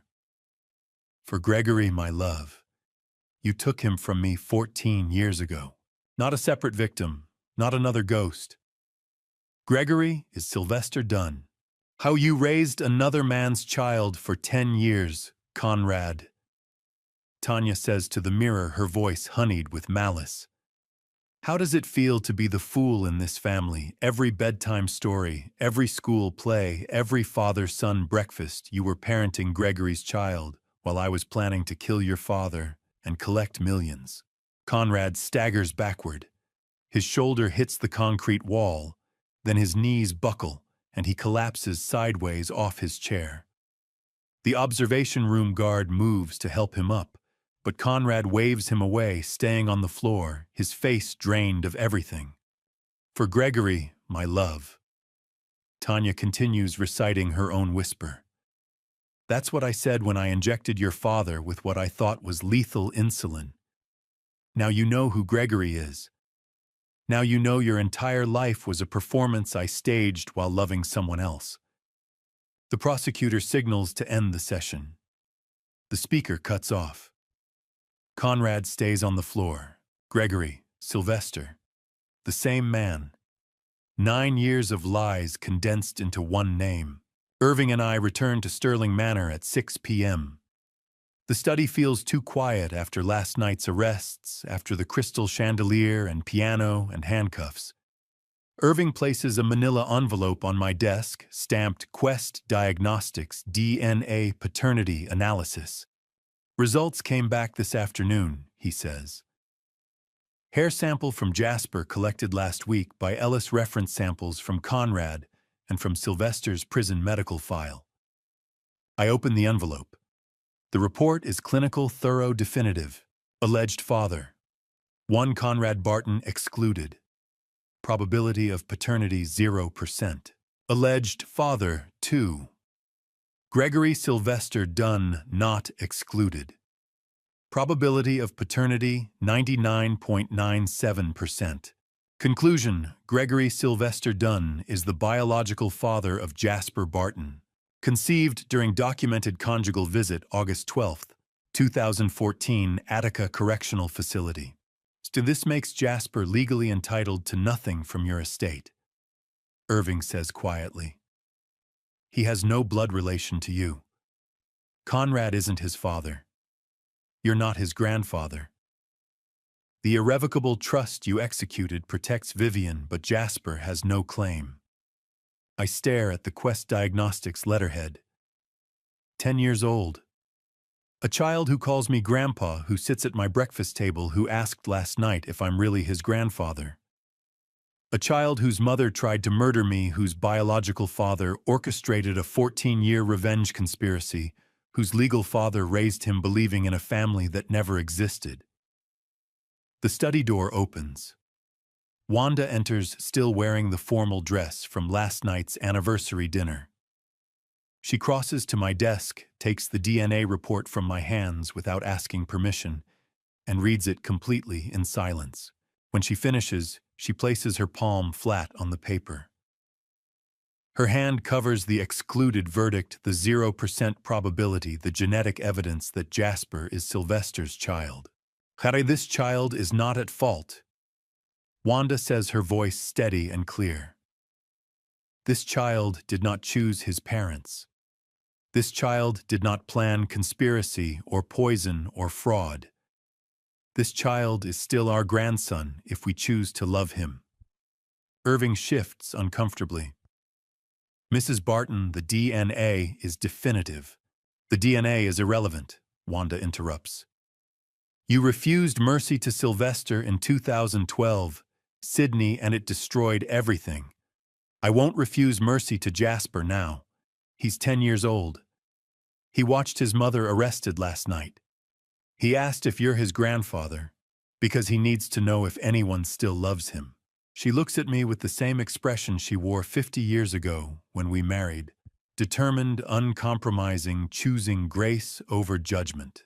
Wanda's hand on the DNA report looks like a judge's gavel coming down, but this time the verdict is mercy. Blood doesn't make family, Sydney, she says. Choice makes family, and I choose this child. She folds the Quest Diagnostics report, carefully walks to the fireplace, and places it on the grate. Strikes a match. The paper catches, curls, burns. The letterhead blackens and disintegrates into ash. Wanda turns back to face me, the firelight casting shadows across her face. Now tell me, she says quietly, who is Vivian really, and why does she have Marlene Travers's eyes? She's known about Vivian all along. Before I can answer, Vivian walks into the study. The Bank of America vault attendant slides the safety deposit box across the steel table at 10 a.m., and inside is a single craft envelope sealed with red wax stamped Marlene Travers Estate, May 2012, open only upon request of Sydney Barton. 3 days have passed since Vivian walked into the study and heard Wanda ask about Marlene's eyes. 3 days of careful conversation and questions I couldn't answer without documents I didn't have. This morning, Zenobia called and said the vault was ready. Wanda, Vivian, and I follow Zenobia from the bank's steel vault to her Hartford office. The envelope sits on Zenobia's mahogany desk like evidence waiting for a jury. The red wax seal shows Marlene's judicial stamp from the federal district court, a detail so precisely her it makes my chest ache. Marlene left this with me in April 2012, Zenobia says quietly. 3 weeks before she died. She said, if anything happens to me, give this to Sydney, but only when the girl is old enough to understand. Vivienne sits between Wanda and me, her 15-year-old face pale and focused. She's wearing the dove locket, the one that recorded Tanya's attempted murder, the one that saved my life. The seal has been unbroken for 14 years, Zenobia continues. Whatever's inside, Marlene wanted you to see it together. She picks up a silver letter opener, slides it under the wax seal. The red stamp cracks and falls away in pieces. Zenobia tips the envelope and 3 items slide onto the desk. A folded document on official state paper, a small glass vial containing dried blood, and a handwritten letter on cream stationery. Zenobia unfolds the document first. Her expression changes as she reads. Then she turns it to face us. It's a birth certificate. Commonwealth of Massachusetts Department of Vital Records. Child's name, Vivienne Marlene Barton. Date of birth, February 14, 2010. Place of birth, Boston General Hospital. Mother's full name, Marlene Elizabeth Travers. Father's full name, Sidney James Barton. Vivian's breathing stops. She stares at her name, her real name, printed in official state registry ink. Not Vivian Yates. Not the maid's daughter. Vivian Marlene Barton. My daughter. Your real name is Vivian Marlene Barton, Zenobia says gently. You were never Vivian Yates. Denise adopted you with falsified documents to protect you after Marlene died. Wanda places her hand on Vivian's shoulder. The gesture is protective, maternal. My wife of 50 years offering comfort to the child of my affair, the grace in that moment is staggering. Zenobia picks up the glass vial. A small label reads, DNA sample maternal blood collected April 23, 2012. Certified by Boston Medical Examiner. Shut the DNA sample proves maternal lineage, Zenobia explains. Marlene wanted no doubt about who your mother was. The blood was collected at her death and sealed by the medical examiner before the FBI closed the case. Vivian Marlene Barton, a name I never spoke aloud, a daughter I never claimed a love I never acknowledged, until it was too late. Vivian reaches for the handwritten letter with shaking fingers. The cream stationery is thick, expensive, the kind Marlene used for personal correspondence. The date in the upper right corner reads April 18th, 2012, 5 days before her assassination. The letter begins, "To my daughter Vivian when you are old enough to understand." Vivian reads silently for 30 seconds. Then her voice breaks and she reads aloud. "Your father is a great judge who chose justice over love. I chose you over my career. If you're reading this, I am gone, but know that I loved you enough to let Denise raise you in safety, and I loved your father enough to never force him to choose between his family and his heart." Tears stream down Vivian's face. She keeps reading, voice barely a whisper. "So I made mistakes loving a married man. I made mistakes thinking I could balance motherhood and a federal judgeship in secret. But I never made a mistake loving you. You are my greatest decision, my truest choice. Denise will give you stability, education, protection. Your father will give you his example, integrity, fairness, courage. And I give you this letter so you know that everything I did to keep you safe." Vivian's hands tremble holding the letter. Wanda's hand tightens on her shoulder. "The final paragraph destroys me. If you're reading this, someone likely killed me for knowing too much or loving too dangerously. Do not blame your father. Do not blame Denise. Do not blame yourself. I knew the risks when I chose this life, and I would choose it again because it gave me you. Be brave, my beautiful daughter. Be kind. Be the person neither your father nor I had the courage to be. Love you always, Mom." Vivian collapses forward, shoulders shaking with sobs. She knew she was going to die. She knew, and she protected me anyway. Wanda pulls Vivian into her arms, this child who is not her granddaughter by blood, but whom she's choosing to love anyway. My wife holds my daughter while I sit frozen watching 14 years of secrets finally surface. April 18th, April 23rd. 5 days between Mother's letter and Mother's murder. Marlene wrote this, knowing Sylvester's blackmail threat was real. Knowing she'd refused to help him avoid my sentencing. Knowing that choosing justice alongside me would cost her life. And still, she used her final days to protect Vivian, to arrange Denise's adoption, to seal documents in a vault that would only open when her daughter was old enough to understand. Vivian looks up from Marlene's letter, her face wet with tears. Marlene's dark eyes in a younger face, staring at me with the same intensity her mother once had. "Did you love her?" Vivian asks. The question I've been avoiding for 16 years. The question that might finally let me stop running from the choice I made in 2012. The question my wife is hearing while holding my biological daughter in her arms. Before I can answer, Zenobia slides a second envelope across the desk. This one is also sealed with red wax, also stamped with Marlene's judicial seal. The handwriting on the front is unmistakably hers. To Sydney Reed only after Vivian knows the truth. Wanda opens an old leather suitcase she brought to Zenobia's office and pulls out a thick diary bound in cracked brown leather, the first entry dated August 3rd, 1996, 20 years into our marriage. Vivian's question still hangs unanswered. Did you love her?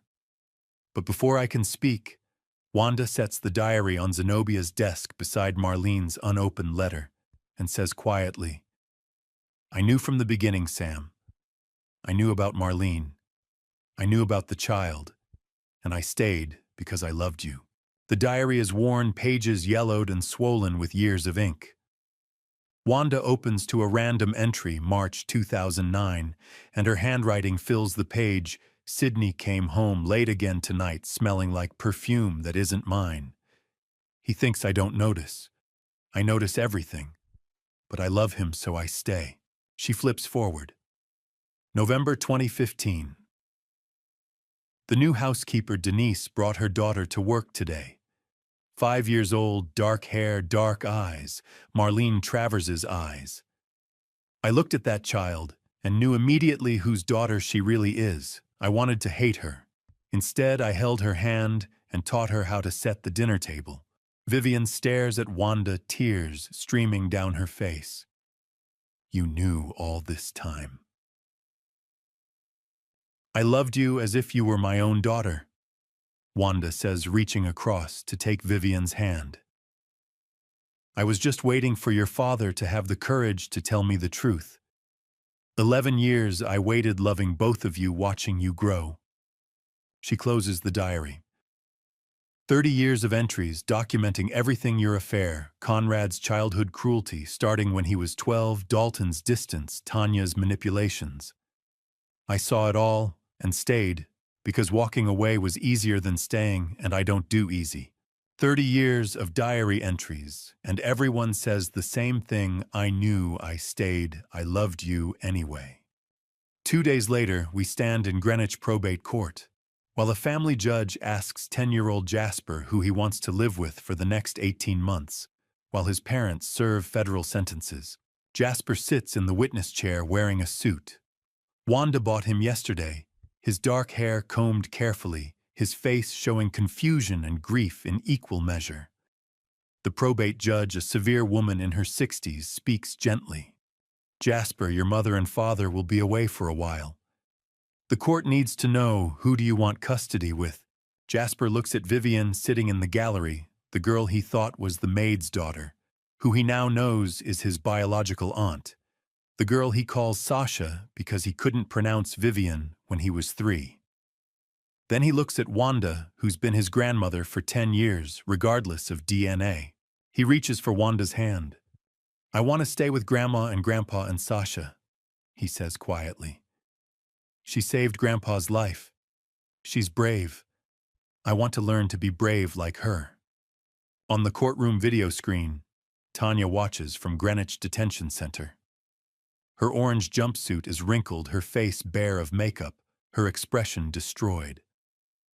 For the first time since her arrest, she cries genuinely, visibly, the mask finally gone. Take care of my son, she says through the video link, her voice breaking. Please, he's the only thing I did right. The probate judge nods. Custody awarded to Sydney and Wanda Barton, guardianship term 18 months, renewable pending parental incarceration status. Jasper climbs down from the witness chair and walks to Wanda. She wraps her arms around him, and I realize my wife just chose to raise the biological son of the man who tried to kill me and the woman who poisoned my brandy. 3 days after that, federal courthouse in New Haven hosts the sentencing hearing. Judge Catherine Morrison presides, her face impassive as she reviews the evidence compiled by Agent Zara Graves and Irving Cruz. Sylvester Dunn sits in orange jumpsuit and handcuffs, silver hair unkempt, his expression defiant to the end. Judge Morrison reads the verdict without emotion. Gregory Sylvester Dunn, you are sentenced to life imprisonment without possibility of parole for conspiracy to commit murder of a federal official, RICO violations, and interstate wire fraud. You turned love into a 14-year campaign of murder. The court shows you the mercy you never showed your victims: a life sentence instead of execution. Tanya Barton receives 35 years. Conrad Barton receives 22 years. Dalton Barton receives 12 years for money laundering and accessory charges. Dr. Wendell Gomez receives 8 years reduced for cooperation. Agent Zara Graves receives an FBI commendation for the investigation. Then she finds me in the courthouse hallway, while Irving waits by the exit. I, Judge Barton, she says quietly, pulling me aside. 11 people in the Sterling threat assessment file haven't been apprehended yet. Sylvester had more allies than we caught: lawyers, accountants, offshore bankers. They know about you, about your family, about the conspiracy's failure. My chest tightens. You're saying this isn't over. I'm saying stay vigilant. We're working the remaining leads, but these people are professionals. They've already gone to ground. 5 sentenced, 11 still free. 1 child waiting at home. I look through the courthouse windows at the gray January afternoon. Somewhere out there, 11 people connected to Sylvester's conspiracy remain at large. Somewhere out there, Marcus Rourke, the lawyer who coordinated Wendell's payments, has disappeared. The FBI issued a warrant for his arrest on January 8th, but he never appeared for arraignment. But tonight, Vivian waits at Sterling Manor. Tonight, Jasper will sit at my breakfast table legally openly as my grandson by choice, if not by blood. Tonight, Wanda, who knew everything and stayed anyway, will pour tea for a family she assembled from secrets and grace. I stand in Federal Courthouse, New Haven, realizing 11 enemies from the Sterling Threat Assessment file are still out there. But tonight, a child waits at home, calling me father. As I leave the courthouse, Irving hands me a manila folder marked Sterling Threat Assessment Remaining Subjects 6 to 16.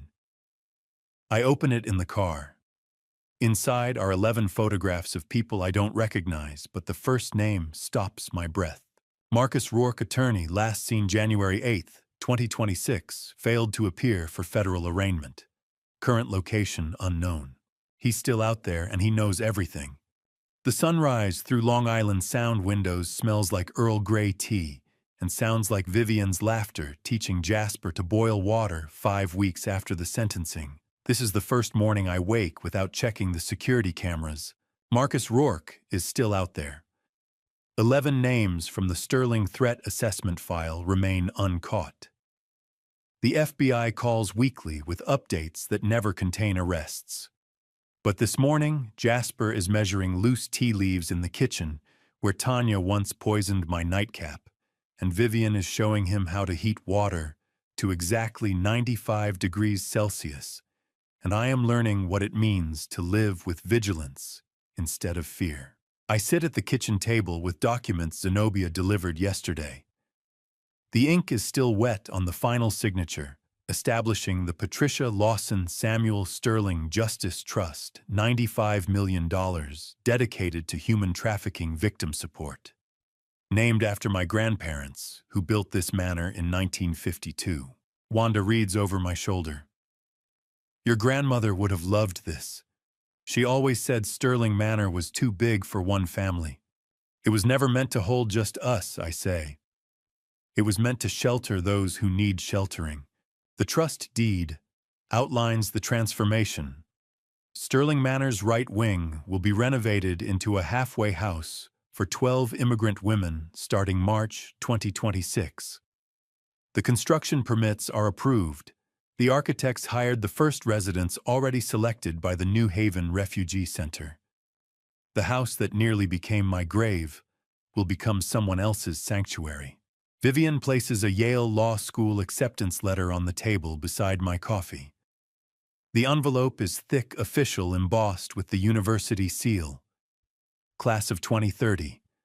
The same institution where Marlene earned her law degree 30 years ago. Mom would have been proud, Vivian says quietly. Your mother would have been astonished, I correct. Not just proud, astonished, that the daughter she protected from the shadows will walk openly into the same halls where she once studied carrying her name without shame. Wanda touches Vivian's shoulder. This house was built on justice. Now it will shelter those who need it most, and you'll learn to defend them in the same courtrooms where your parents once presided. 95 million can't bring Marlene back, but it can protect daughters like Vivian from the systems that failed her mother. Jasper carries the teapot to the stove with careful 10-year-old hands. Vivian stands beside him, guiding but not controlling, teaching the ritual the way Denise once taught her. 3 minutes steep time, Vivian instructs. Patience makes good tea. Jasper nods seriously. He's wearing the sweater Wanda knitted him last week, navy blue with his initials on the chest. Not JB for Jasper Barton, but JB for Jasper Beloved. Wanda's joke, but also her truth. The teacup in Jasper's hands holds more than Earl Grey. It holds the weight of 14 years of silence, finally broken. He measures the tea leaves exactly as Vivian showed him. Pours the hot water with concentration that furrows his young brow. Sets the timer for 3 minutes and watches the glass teapot as the leaves unfurl and the water darkens to amber. Grandpa, can I help Sasha make tea for you tomorrow morning too? Jasper asks. He still calls Vivian by the nickname he gave her when he was 3 before he knew she was his aunt, before he knew anything was complicated. Tomorrow morning, I say, and every morning after that. The timer chimes. Jasper carefully pours tea into my cup, the same Wedgwood china that Tanya used for her poison 5 weeks ago. Wanda washed every cup in the house after the arrests, scrubbing them with vinegar and prayer, but this cup I kept separate. This cup I needed to reclaim. Jasper hands it to me with both hands the way Vivian taught him. The tea is perfect, fragrant, smooth, exactly the right temperature. I take a sip and taste bergamot and redemption. Wanda stands beside my chair, her hand on my shoulder. Golden late January light fills the renovated kitchen, new counters replacing the ones where Tanya prepared meals, new floors covering the places where Conrad stood while planning my death, new windows overlooking the sound, where construction equipment now gathers to begin the halfway house renovation. Vivian and Jasper work together preparing breakfast. She cracks eggs while he butters toast. He asks questions about Yale, about law school, about what judges do all day. She answers with patience and truth, never simplifying, never lying. I watch them, my biological daughter and my grandson by choice, and understand something I missed in 50 years on the bench. Justice is not the verdict I pronounce from elevated mahogany. Justice is this ordinary morning when no one in this house is lying. When the child whose mother tried to kill me learns to make tea in the kitchen where she planned murder. When my wife, who knew everything, chooses to stay and love anyway. When my daughter stops hiding in shadows and walks into sunlight carrying her mother's name. There are poisons that cannot be cured by law, betrayal, shame, silence. Only compassion can cure them, passed down through generations in rituals as simple as morning tea. I spent 50 years judging others and 14 years judging myself, and it took a 10-year-old boy making tea to teach me what mercy looks like. I spent 50 years on the bench learning what justice means. I say aloud, and Wanda, Vivian, and Jasper turn to look at me. It took losing everything to learn what mercy means. Vivian kisses my forehead. Jasper climbs into the chair beside me. Wanda pours her own tea and sits across the table, completing our circle. Through the kitchen window, I see the first construction crew arriving to begin the halfway house renovation. Their trucks bear the logo of the New Haven Refugee Center. By March 12, women will sleep in beds where Conrad and Tanya once plotted conspiracy. By summer, this house will shelter those who need sheltering most. Vivian places her Yale acceptance letter on the refrigerator beside Jasper's crayon drawing 4 people holding teacups titled in careful 10-year-old handwriting, "My Real Family." The 11 remaining threats from the Sterling assessment file are still out there. Marcus Rourke has not been found. The FBI investigation continues. Vigilance remains necessary. But this morning, for the first time in 71 years, I understand that justice is not the verdict pronounced in a courtroom, but an ordinary morning when the child I kept secret makes tea with her nephew. And for the first time in this house, no one is lying. The morning tea tastes like forgiveness. And to you listening to my story, remember this family is not just the people who share your blood, but the people who choose to stay when the truth comes out. I spent 71 years believing justice meant following the law without exception. I refused mercy to Sylvester Dunn in 2012, and it cost Marlene her life. I kept Vivian's secret for 15 years, and it nearly cost me everything. Don't make my mistake. Don't wait for poison in your nightcap to finally tell the truth to the people you love. The lesson I learned isn't in law books or courtroom verdicts. It's in ordinary mornings when a 10-year-old boy makes tea for his grandfather by choice, not blood. It's in a wife who knew everything and stayed.